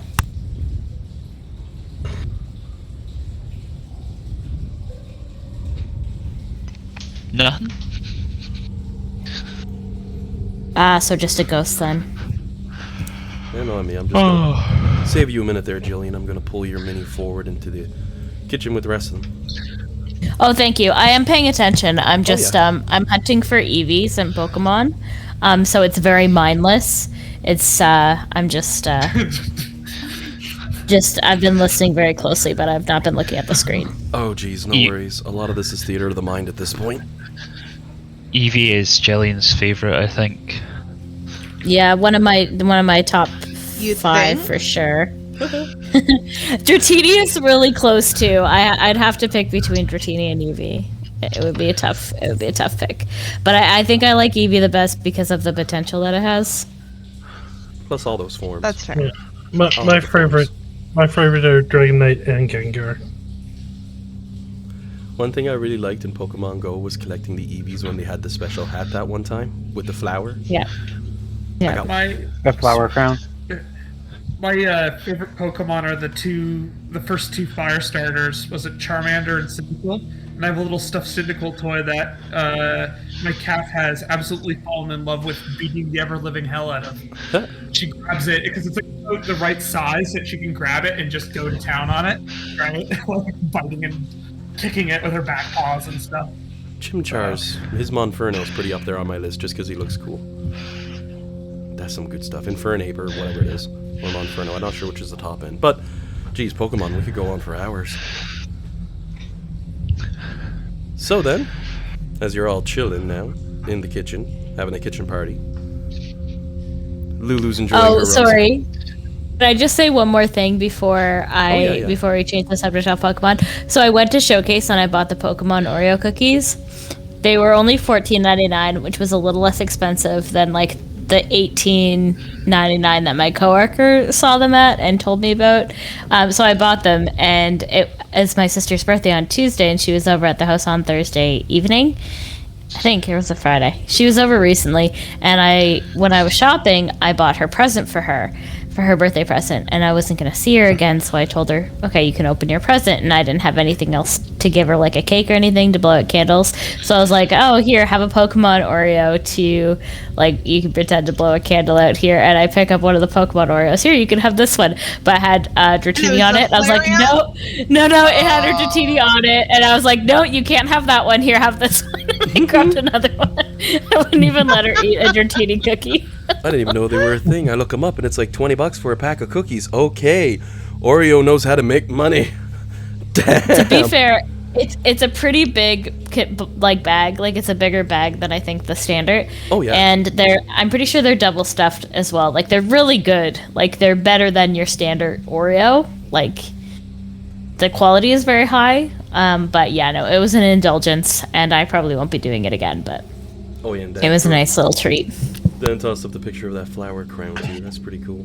But geez, those Oreos, that's smart. They look good. And I'm like, oh, I could go for some at $18. I'm getting regular Oreo. Yeah. Wait, they were how much? They did it for Final Fantasy. They get me. I'd be like, oh my They god, were I got Cloud on a cookie. $14.99. What? I didn't know this. I'm sure I told you. You just don't listen to me. $14 for some biscuits? Yeah. Jesus Christ. The novelty. It's a novelty. You I gotta say it. cheesecakes on top of those, and then you have like the Pokemon cheesecakes. Oh, listen. I It gotta say occurred to though, me Dean, too, Dan. Your Scottish is showing, Dean. As it bloody well should. Last Yes. pack of biscuit I bought was $1.67. But did they have Pokemon on them, Dean? They don't eat Pokemon. I eat them in one bite. Oh boy. Listen, I'm not gonna buy them again. I had to, okay? Like I say, if they had the Final Fantasy characters on them, I'd be buying them too. That'd get me. Oh my, oh my, oh my. Oh dear. Okay, well, it's not that money. Oh, I'll take some solace in that. So Lulu's on her third rumsicle. She doesn't seem worse for wear for them either. Just gives a thumbs up if anyone is worried. She goes, oh, don't worry, I can handle my liquor. These little things are delicious. But she's on her third. Oh, I'm probably right with her. Oh, she's fine. Lower potency rum, to be honest, but still quite good. Okay. Dan, did you say you were gonna do something before we got on our Pokemon tangent? Oh yes, we have frozen barrels. I have a spare portable hole. What do we keep the barrels? Nice.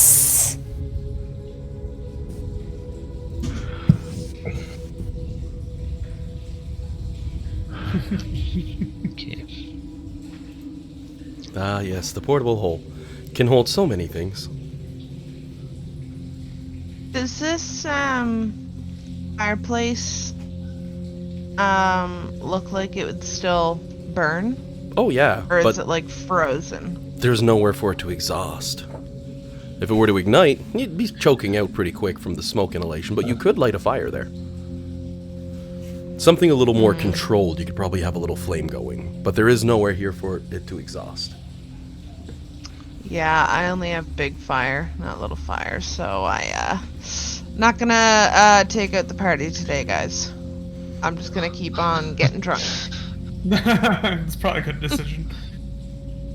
Is that an execution ground?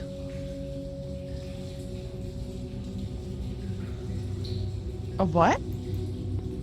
I just walked to the edge of the kitchen to have a look at the tunnels, and there's an axe, a stump, and it looks like a lot of blood. Oh dear. Oh. Very That looks unfriendly like look to the north. torture. Fun fact: I thought you said a hexecution chamber. I like as definitely if heard that too. you're hexing people to death, which I can't get behind. Yeah. It's like a guillotine and a pentagram. Execution chamber. I like that. Okay, wait. On the topic of that word, how does everyone actually say that word? Which word? Hex. Hex? No. Jillian said guillotine.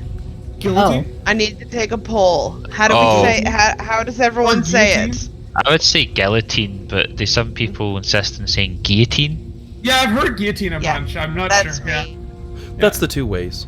I mean, Yeah. Yeah. guillotine is like the Anglicized English version of it. Guillotine is going to be actually the French way, right? Okay. Yeah. I'm guessing anyway, because my French is very poor, but I do know It out of sounds anybody who enjoyed beheading people, it was definitely the French if we look in history. They love a riot. Oh yeah. Love a Oh, riot. That's a hot topic in my house. If it's guillotine or guillotine, I flip and I between always both. say guillotine. What you need to do is you need to use each alternatingly. Oh, With like, or both in the same sentence know just what, though, really mess now? people up. I'm just gonna blame it on my 6 years of French immersion. I will say, as well as Bellamy makes her way forward, she might know what? not quite like what she's seeing. Sure, the ice forward, which does have some tile down inside of it and may have one point been a beautiful fountain, now is quite frozen over, and you can see the darkest tendrils frozen in the ice, reaching up towards the rubber duckies that are frozen to the surface of the water. You might be wondering, where the hell did somebody find rubber in Dungeons and Dragons? But don't overthink that one too much. They're adorable. Rubber I'm duckies. sure somebody's made rubber. People have made all sorts Hold of on. crazy stuff. Oh, yeah, Rubber well, I mean, duckies They're gum trees. Doesn't rubber come from trees? Yeah. Yep. / horrifying tentacles. Wait, I was just about to say, wait. That looks like it is not safe. Did you I see completely shadows. miss Alan's description? Yep. All I will heard say- was rubber duckies, and my Same, mind though. was stuck on rubber duckies. Yeah, you Same, missed though. the whole tendrils thing there. I will say Lulu's going to give a slight elbow to Jade and whisper to him, "Watch this," and she's gonna march 3 steps over to where Flux is, look up at her with the biggest puppy dog eyes you've ever seen, and she's like, "I always want a rubber ducky." Big pout on her lips. Flux pretends to roll her sleeves up because she's wearing armor and marches towards those things. Oh god. I'm gonna get one. I'm gonna get you one. Of course, I'm Lulu gonna go wraps get her one. trunk around your leg. Wait, no, I'm just joking. Hold on. Wait, Hold me back! I'll mage Hold me back! one over. Mage hand could definitely be reach? used, by all means. I mean, if we let it put a belt on, Okay. I'm sure it can pick up a rubber ducky. They're looking at whatever she wants.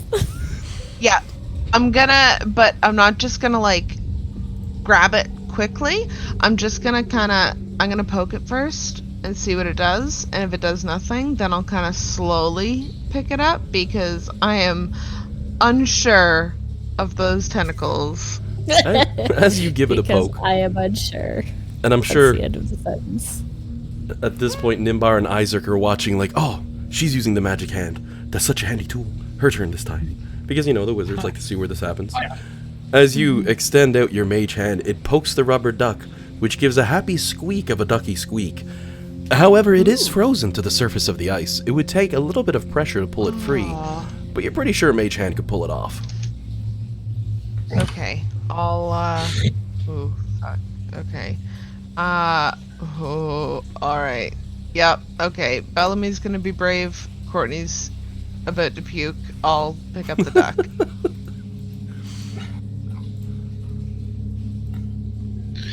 As your mage hand wraps around and pulls firmly, and I'm just going to bring over another mini here. As your mage hand wraps around the duck and begins to pull it up, the icy surface cracks and creaks before releasing Yep. and moves towards you. However, it wasn't actually ice that held No. that ducky in place. Nope, I knew it. The sucker of a stole his single ducky. tentacle, worn and broken and dried with age, twitches as the ground begins to tremble and cracks form across the ice. Oh no, no. This is honestly on us. We stole his ducky, so Can I put the duck back down? As Bellamy tries desperately to put it back in place, cracks continue to form across the surface of the ice, spreading from the south to the north, across and above the tentacles, before they crack free, and the ice begins to free float. Okay, well, if it's just gonna happen anyways, I'll take the duck. Bellamy takes the duck, and Lulu says, "Quick, before it's too late, give me the ducky." in for a penny, Yeah, in for a yeah. pound. I give Lulu the ducky. That's for the is other the two. ice still breaking? Yep, breaking apart and tearing apart. The two other ducks begin to free float as the surface of the water softly churns. Alex, like, I'm giving myself a D8 on initiative. I feel Last like 8 something's hours. going down. I can absolutely do that too, because I have ambush. Whatever tentacled monstrosity of a horror was frozen beneath that ice, by some blessed miracle appears dead, however, as it floats back below the inky depths, with the frozen ice disturbed, no longer holding its form in place. That was a good troll right there. Or So now was there's it? so now there's two ducks free floating. Yep. Like, Oh, I would- fantastic! I'm gonna get them. I'd absolutely buy you beating us with the rubber duckies to unleash hell. That's absolutely something you do. Of course, they're rubber duckies. No one suspects the rubber ducky. But you do have no trouble reaching out with your magics. I'm just going to move these buckets. And bringing in the 3 rubber ducks one at a time with your mage hand. The one is going to Lulu. Does anyone else want a rubber ducky? Do you want a rubber ducky? Yeah. Well, you keep it. Okay, but I have 2 now. Oh, Does sorry. anyone want one? Even You know what? excess rubber duckies. I'll give one to my imp when I resummon him. Oh, there you go. Okay. All right. I'll give one to Alec, and I will tuck my rubber ducky away. Lulu puts hers on her head. Oh, look, it matches my color. Ho, ho, ho. I got me an egg. It's beautiful.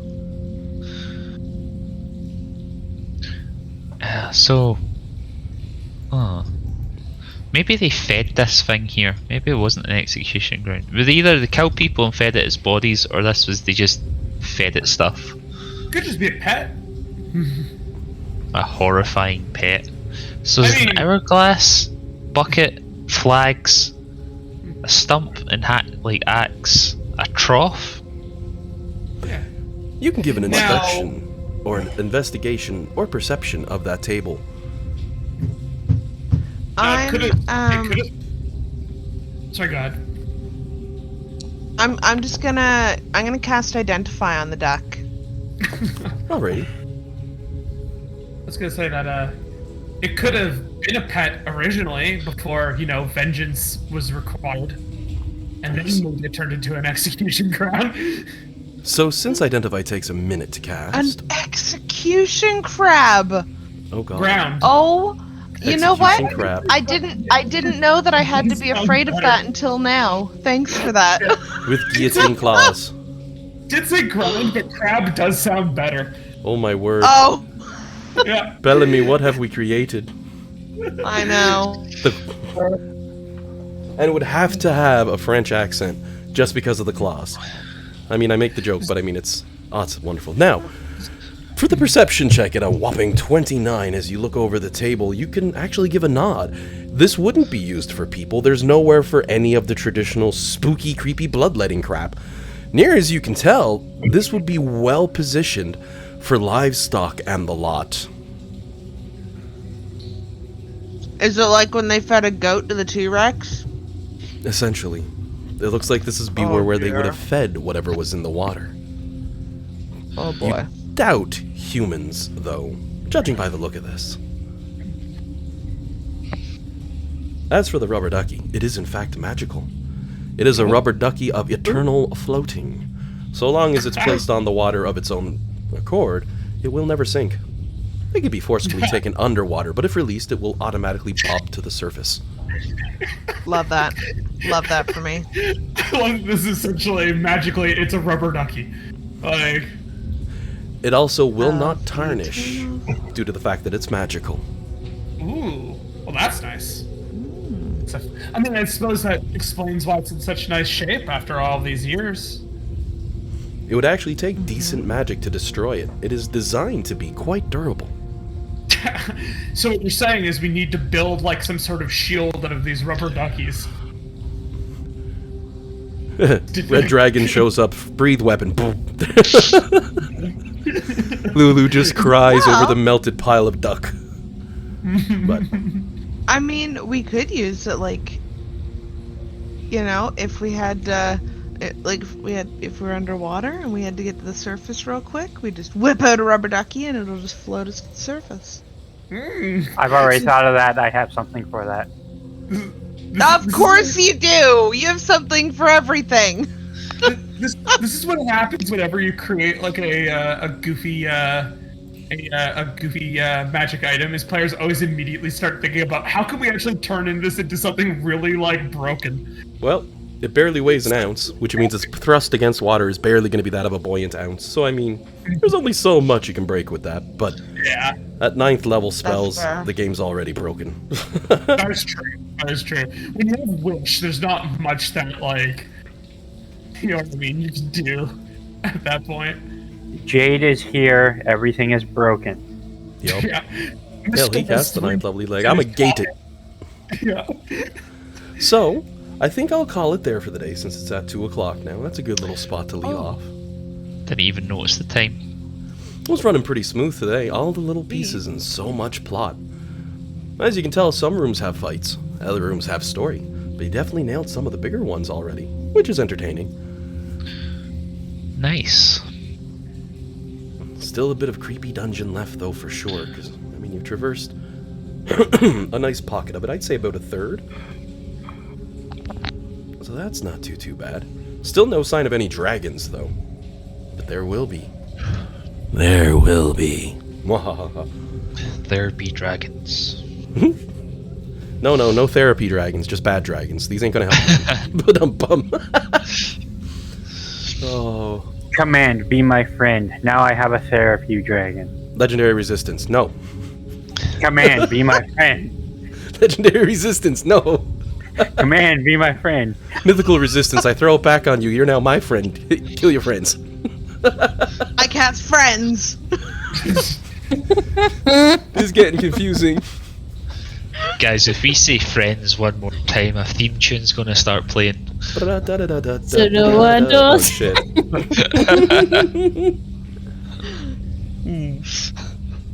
Oh my. Now that song's stuck in my head for the Belmy, next do hour. me a favor. Cast Charm. I'm sure your charisma can do it. Yeah, damn it. Alrighty then, everyone. Well, I'm gonna call it here as mentioned, and we'll pick up on this next week as you explore further with your newfound rubber duckies. All 3 of them. Yay! Now we have the duckies. We're unstoppable. It's true. But do we fix the ice before we might leave? as well just hit level 20 now. And there were a lot of little fun moments in today's session. A lot of great little aspects of roleplay. Right here at the very end, Flux going like, I'm going after that no matter what. And Lulu's like, wait, no. But everyone's like, do it. Tons of little moments like that throughout today's game were very fun to see.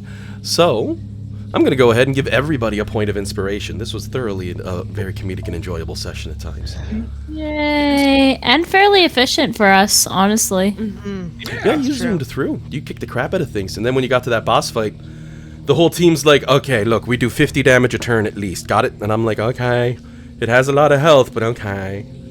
I already have inspiration, but we're all getting inspiration, so... I was never so happy the Flux went first and she got far away, because I'm like, if she gets behind that guy and has advantage and it can't fight back, Yeah. Bonk, That's like- bonk, bonk. Oh, it's like Jade getting in close range. Oh, there goes 75 health in one turn. Or one of the wizards cast Disintegrate. It goes like 69. Very nice, by the way, Kieran. Honestly, that alone earned you inspiration, Kieran. And that, just because. 69, very nice. Just the immediate nice after the roll. Oh, yeah. Oh, yeah. You don't see that every day, especially on a Disintegrate, so it worked really well. And all the little pieces, like everybody assisting everyone and all that. It was really nice to see. Yeah. Well, one of these days, that Bardic Inspiration will fail instead of succeeding, and I'll be like, yes, I win. But probably not anytime soon. Alrighty then, everyone. Kieran is out next week. This was brought up for scheduling, so he won't be here for a December 5th game.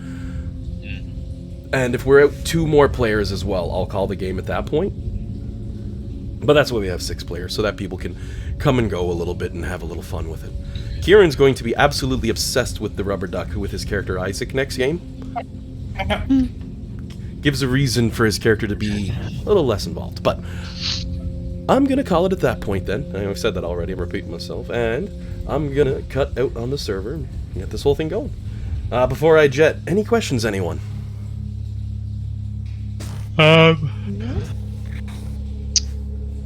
You probably can't answer, it may come up. But what was the tentacles? It was a horrendously horrifying monster that was held as a pet for the old magical school. Sadly, if you don't feed your pets, they die. Yep. Okay. I'm just picturing the Watcher from the Fellowship of the Ring. That sort of thing. Going to your watcher. Oh. Alrighty then, everyone. Well, thanks for the awesome game. Always a good time, and we'll see you all next week. Save Kieran. You have yourself a good week off, man. I hope your move goes smooth. That's no fun. It's I do too, because it's gonna be the first time I've moved in a few years. So Always a pain. Yeah, How's it going, moving big friend? sucks. yeah, it'll be in Halifax, so that'll be a thing. Oh, not bad. Yeah. Oh, that's great. All right. Well, later, guys. Have a Bye, Later. guys. Thanks for the game. It was fun. Always a talk to pleasure. some of Have you, a good one. Bye. and I will not talk to you guys on Sunday. Later. Later, man. Yeah. Bye.